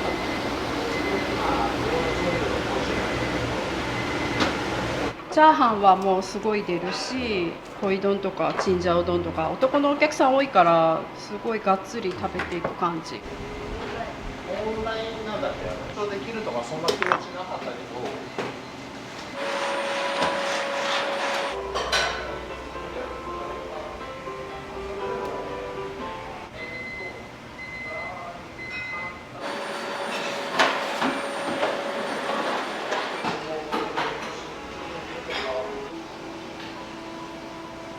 2015年トントンうちの兄貴がやっぱカラワン取ってまあすごいその後も反響もあったの知ってたんでやっぱ本当コロナで売り上げガクンと落ちた時にコロナで潰すの本当嫌だなってでやっぱその時に SNS とか始めたら Twitter の方にカラワン出ませんかって1位取らせてもらってよかったなと本当大変だったからねこのコロナになってからのもう倒産との恐怖の綱渡りみたいな状況で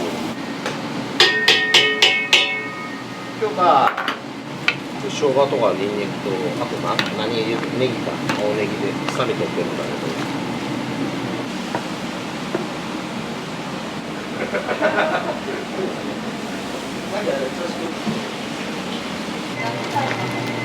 どこれまあいろんな調味料とか香辛料入ってるんだけどこれねなんか食べながら食感麻婆豆腐でもいいですか重いから疲れるそりゃそうだまあいろいろやってるからそりゃそうだと思う普通の人間の心理で汁なし担々麺と味噌担々麺系であと辛い辛味噌担々麺っていうのとそこら辺が2番手グループかな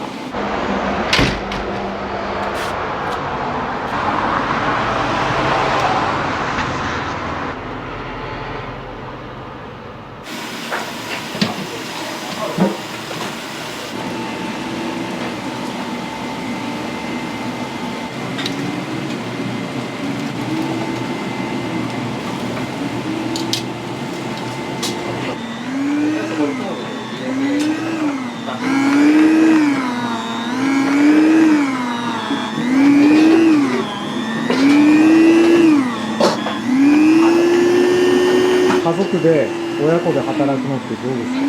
気使わんでいいから楽ではあるかな。まあ仲いいから別に辛いことはないかな。それも大変そうです。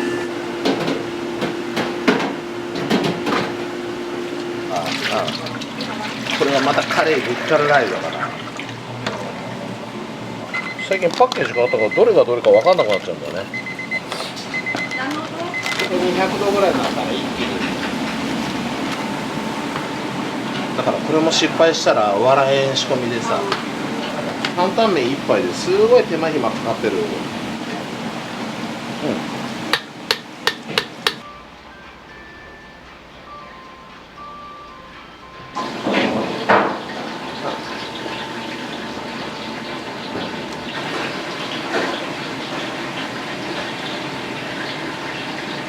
八丁味噌って焦がすとね、本当すごい旨味と深み出るから。で、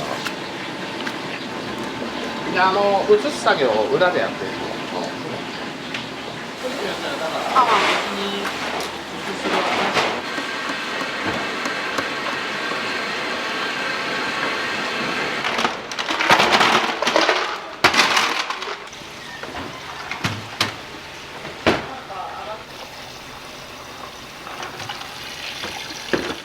まあ仲いいんで家族も、その思ったことすぐ言えるんで、僕はいいと思いますね。そのいい会社を作り上げていくっていう意味では、まあ悪くはないんかなとは思います。あってもいいと思う。てか共演。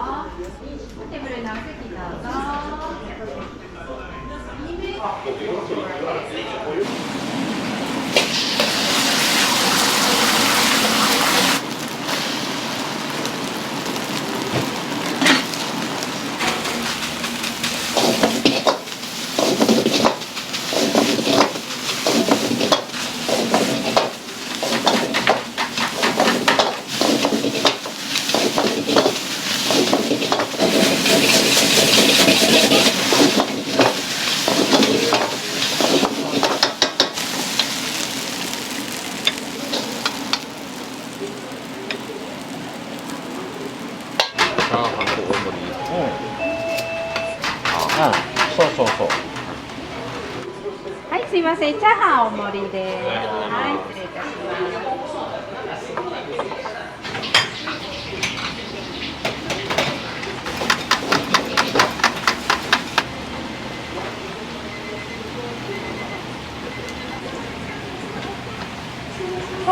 声かけしてすみません、ここ通るとか、しっかり場所の位置確認から。はい、お子ちゃん上がり。ケンジ3番。どう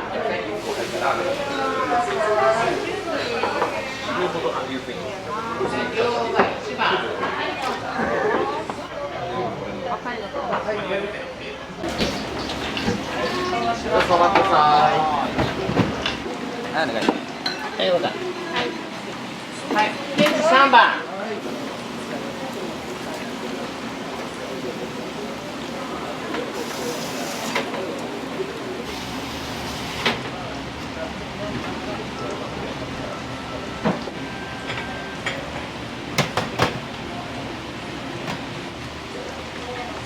もう今、でも慣れとるわ、最近。両方大。はい。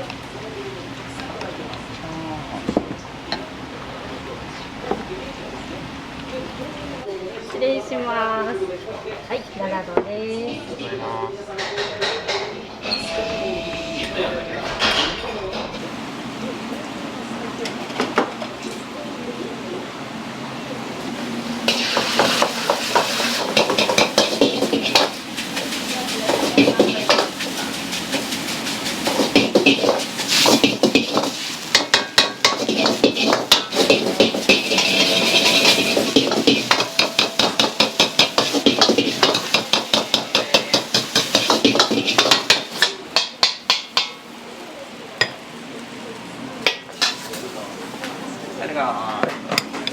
あがり。はい、関東一番。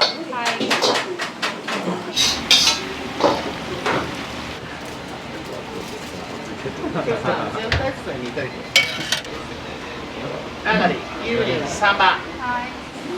カウントは先欲しいな。あれ。7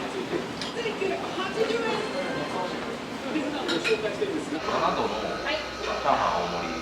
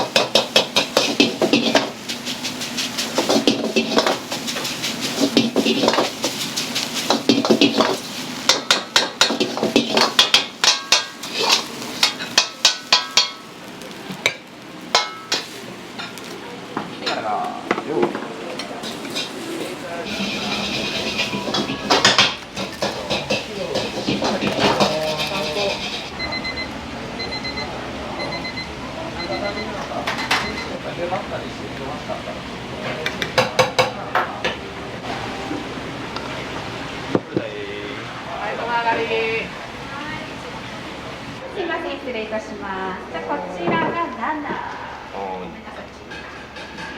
4だ。単純に美味しいですよね。パターンもやっぱりね、メインでやってるだけあって。ケンさんそこにいて。はい、4番。はい。盛ります。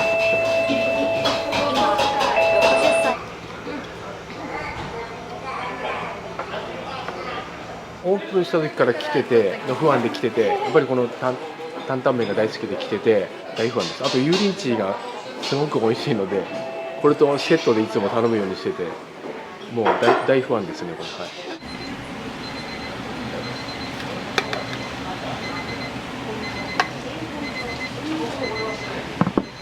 お願いします。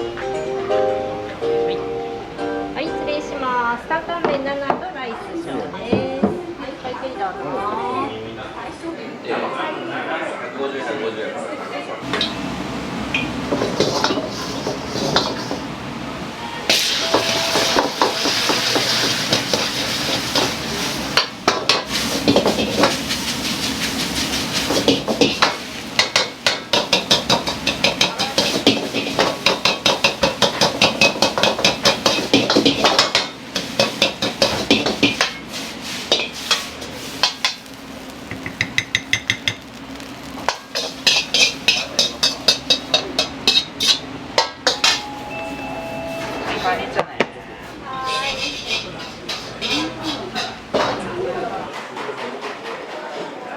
いや、わからないけど、させる時に来ると思う。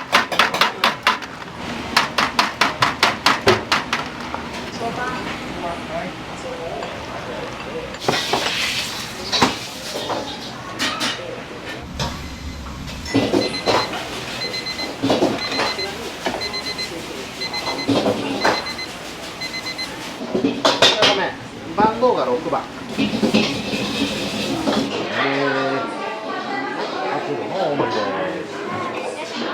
辛さ何度ですか？これ。8度です。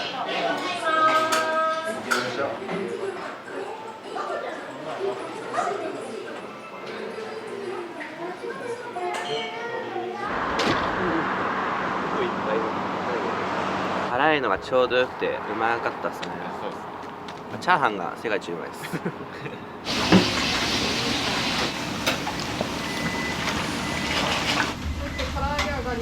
唐揚げ上がり。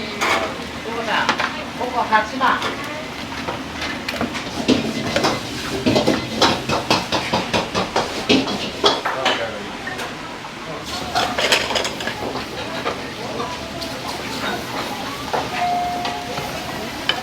チケットはただいま。お願い。はい、8番。はい。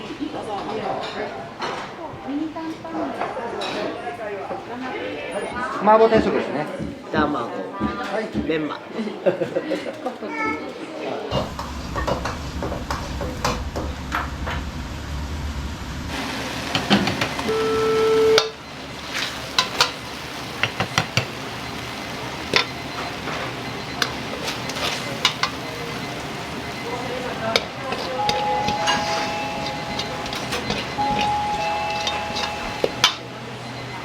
それ、また始めて。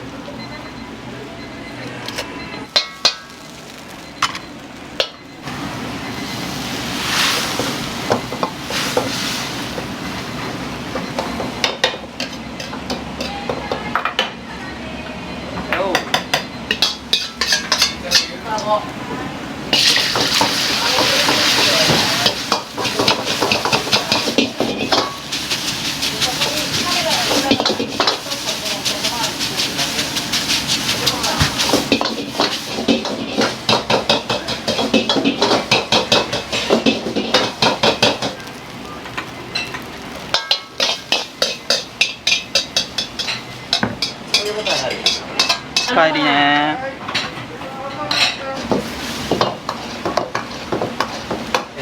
追加カレー玉1です。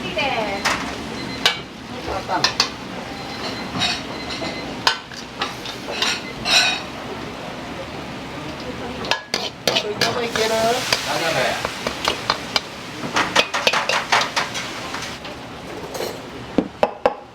あ、山椒がそろそろなくなるわ。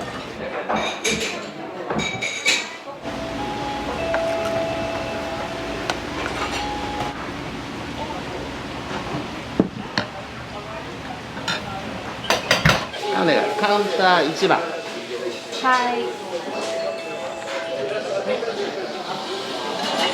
失礼いたします。カウンター2です。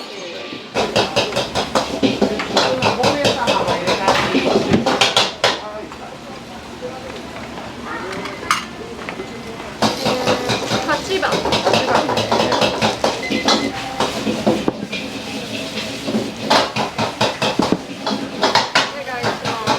両方3番。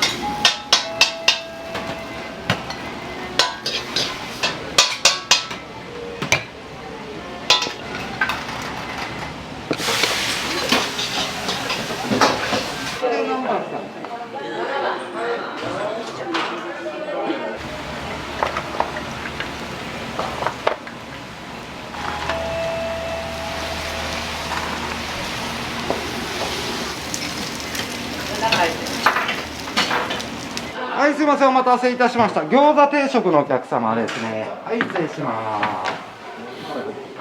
はい、すいません、失礼いたします。チャーハンの上に、はい、すいません、こちらお願いします。いたしました。唐揚げ定食です。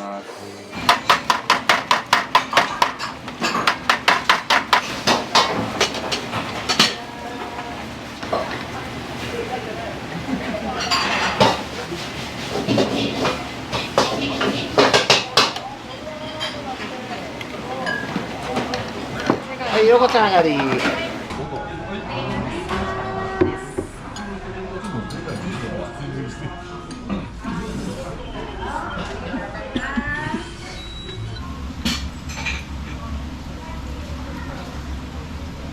はい、チャーハン台カウンター3番。はい。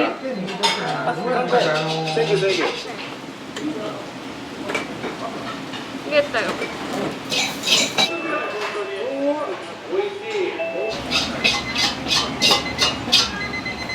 おこジュースがない。急いで準備して。お願いします。はい、すみません。お子様ラーメンですね。こちらでよろしいですか。はい。はい、どうぞ。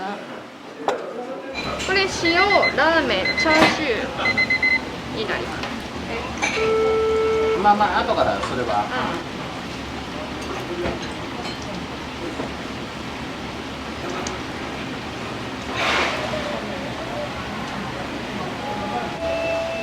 取ります。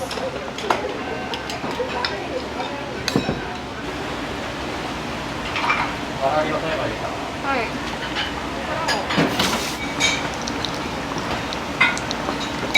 唐揚げ定食のお客様。はい、どうぞ。じゃあ受け取ります。失礼します。こちら醤油のラーメンですね。こちら塩ラーメンです。チャーシューとじゃあインセットのチャーハンです。ちょっと小さい皿2つでくれる。麺分けです。あ、麺分け。はい、了解しました。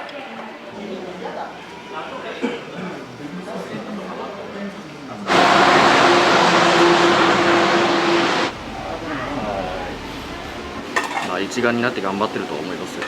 まあ、とりあえず売り上げは上げたいかな。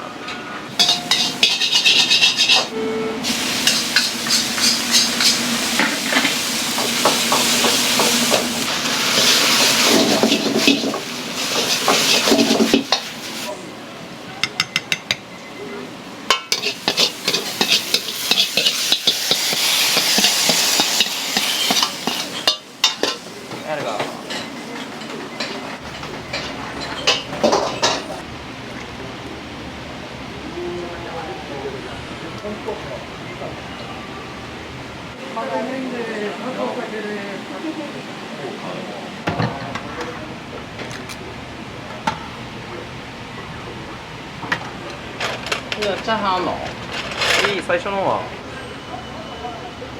これ10番。お子様用のグリルお願いします。はい、ください。お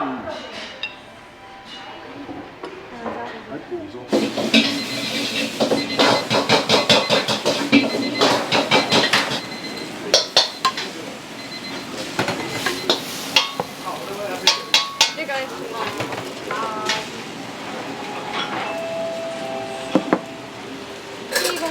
はい、9番。はい。担々麺10度ごまトッピングです。はい、どうぞ。最高。これがうまい。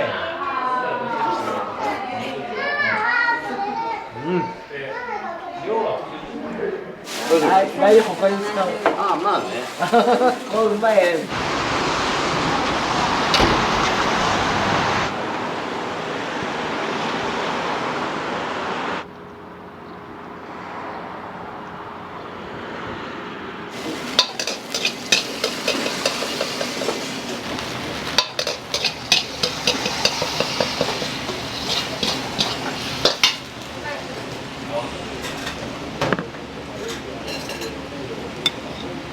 これはもう豚と胡椒汁。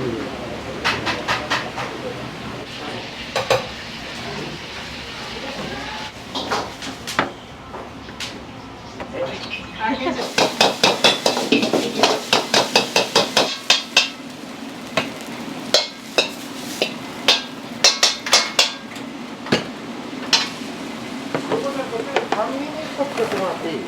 はい。半身に。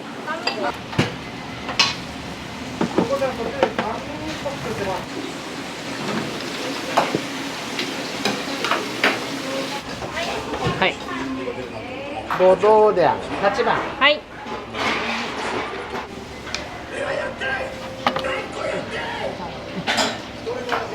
辛味噌のラテ1番。はい。はい。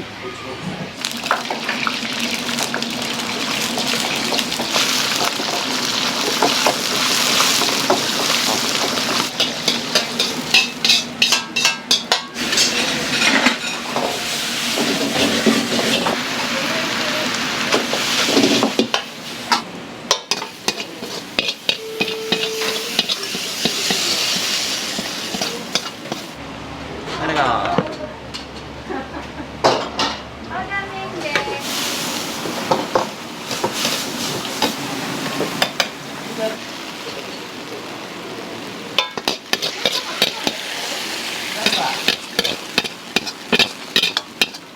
はい、お願いします。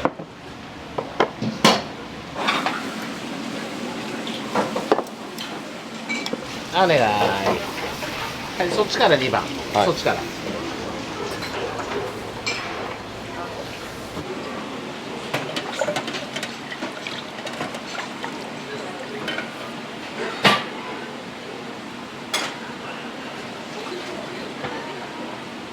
お願いします。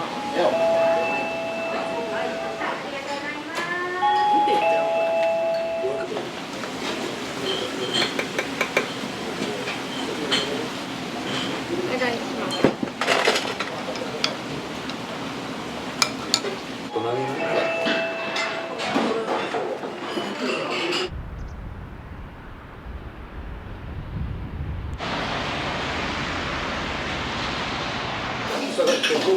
はい、失礼します。はい、どうぞ。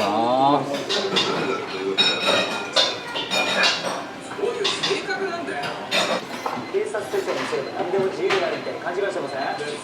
目撃証言しようよ。いつも10辛です。もう週に1回は10辛。油淋鶏とか麻婆豆腐もめっちゃ美味しいです。ああ、びっくりした。はい。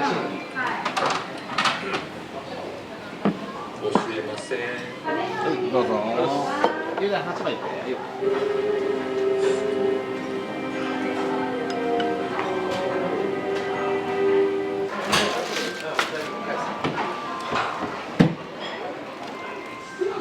あ、ピンクで、おそろいで食べて。あ、はい。お疲れ様でした。はい、お疲れ様です。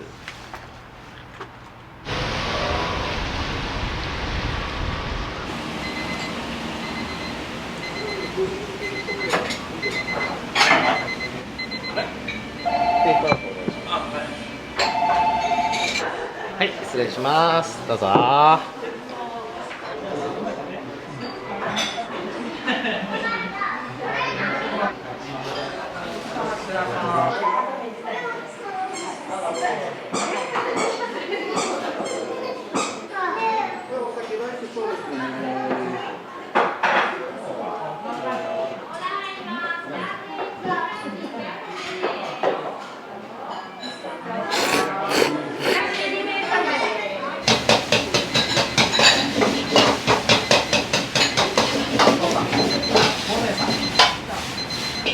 もう一回。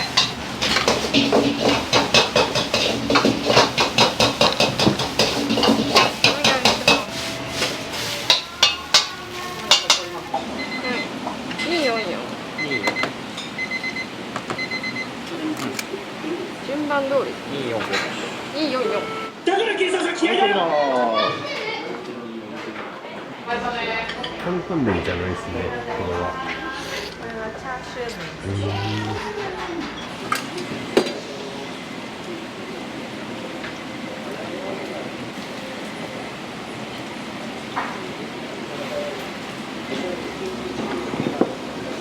お願いします。はい。あれが37。もうかれこれ僕が高校生の時から来てるんで14年前ぐらいから通ってます。麺類だけじゃなくていろんなメニューありますし、価格的にもコスパはいいんじゃないですか。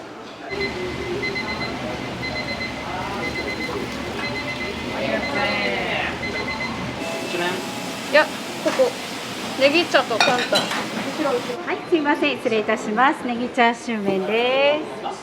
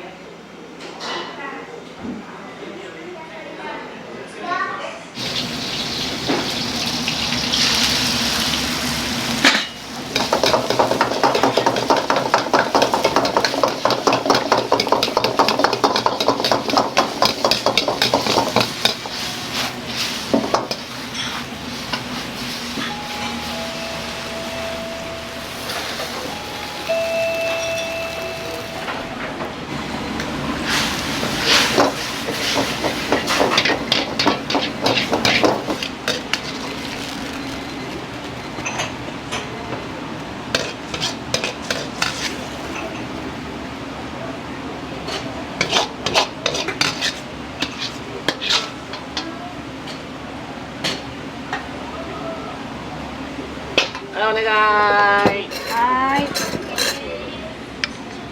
い、すいません、失礼いたします。天津丼です。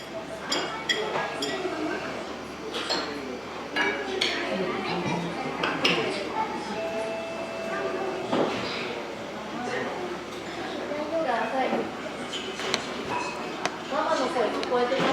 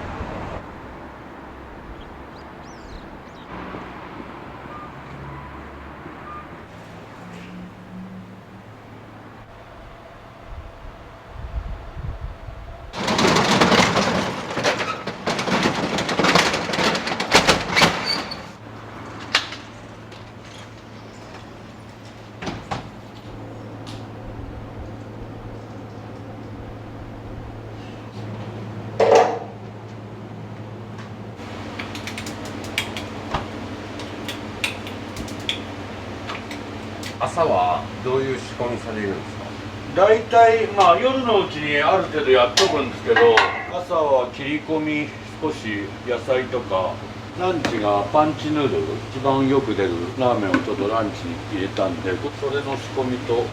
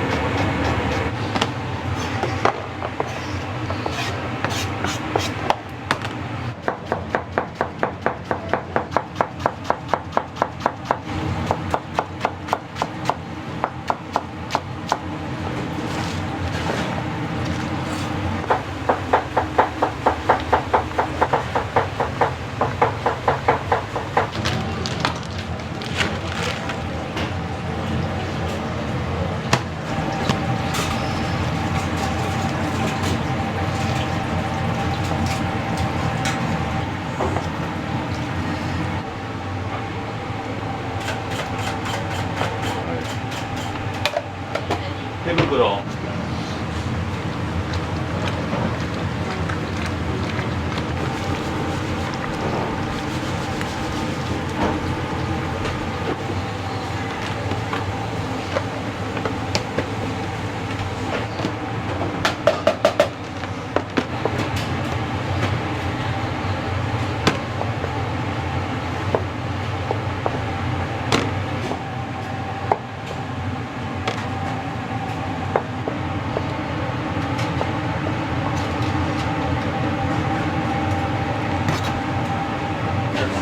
どんな方が多いですか？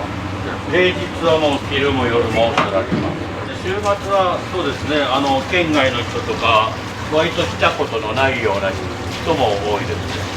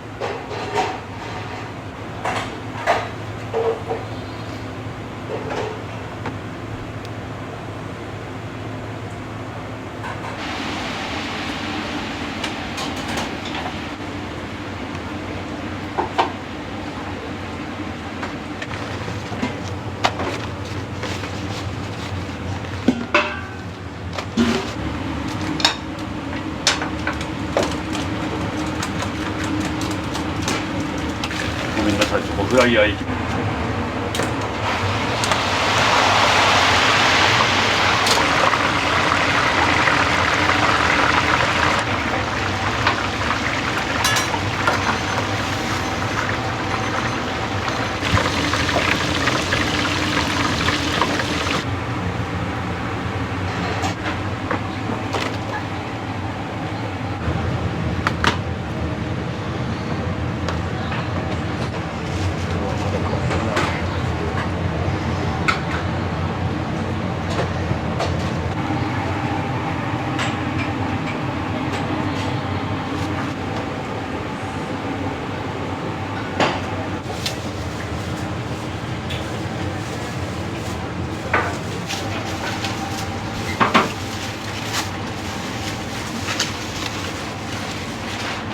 年の暮れ頃に発覚したんですけど、がんになっちゃったんですよ。ステージ4なんで、大腸から肝臓に移って、肝臓がもう手術するなら全摘出、お店も休めないじゃないですか。まあ抗がん剤治療がうまくいけば、いかなければ桜は見られないって言われてて。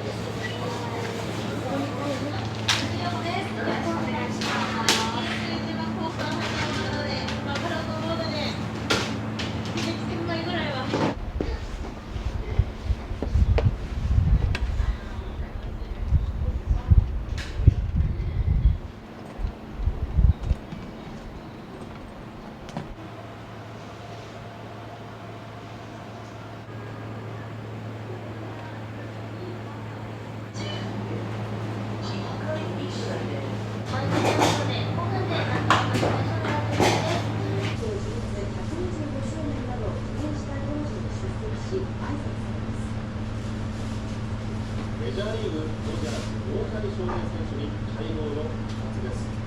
10試合ぶりとなる14号ホームランが飛び出しました。左の太もも裏を痛め調子を落としている大谷翔平。それでも第3打席、センター前へ弾き返しタイムリー。4試合ぶりの打点をマークします。そしておお、いいよ、どうぞ。はい、どうぞ、ありがとう。じゃあ、カツカレー。はい、はいよ。普通盛りでいいですか。普通盛りでいい。はい、うなせテレビ。出演して、今日ライブなんで。開けっぱなしなので。はい、もう長くなってない。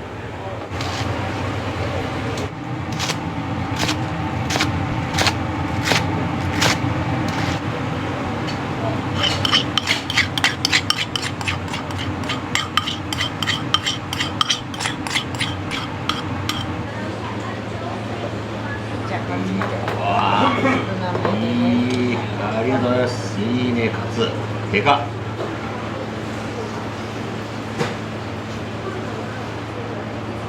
すごい、これカツでかいね。うまいですね。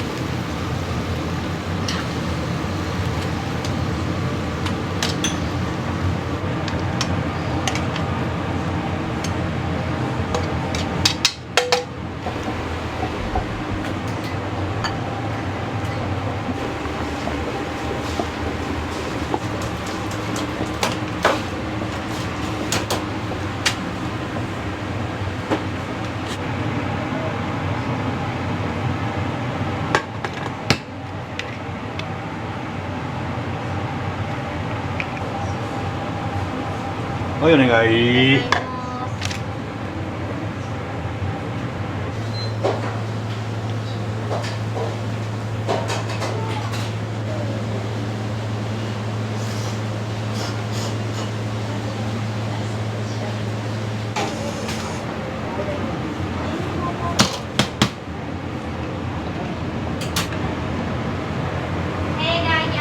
はいよー。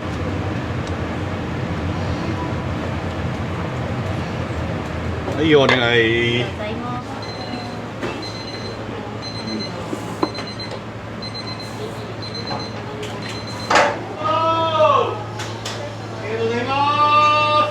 はい、いらっしゃい。おお、ありがとう。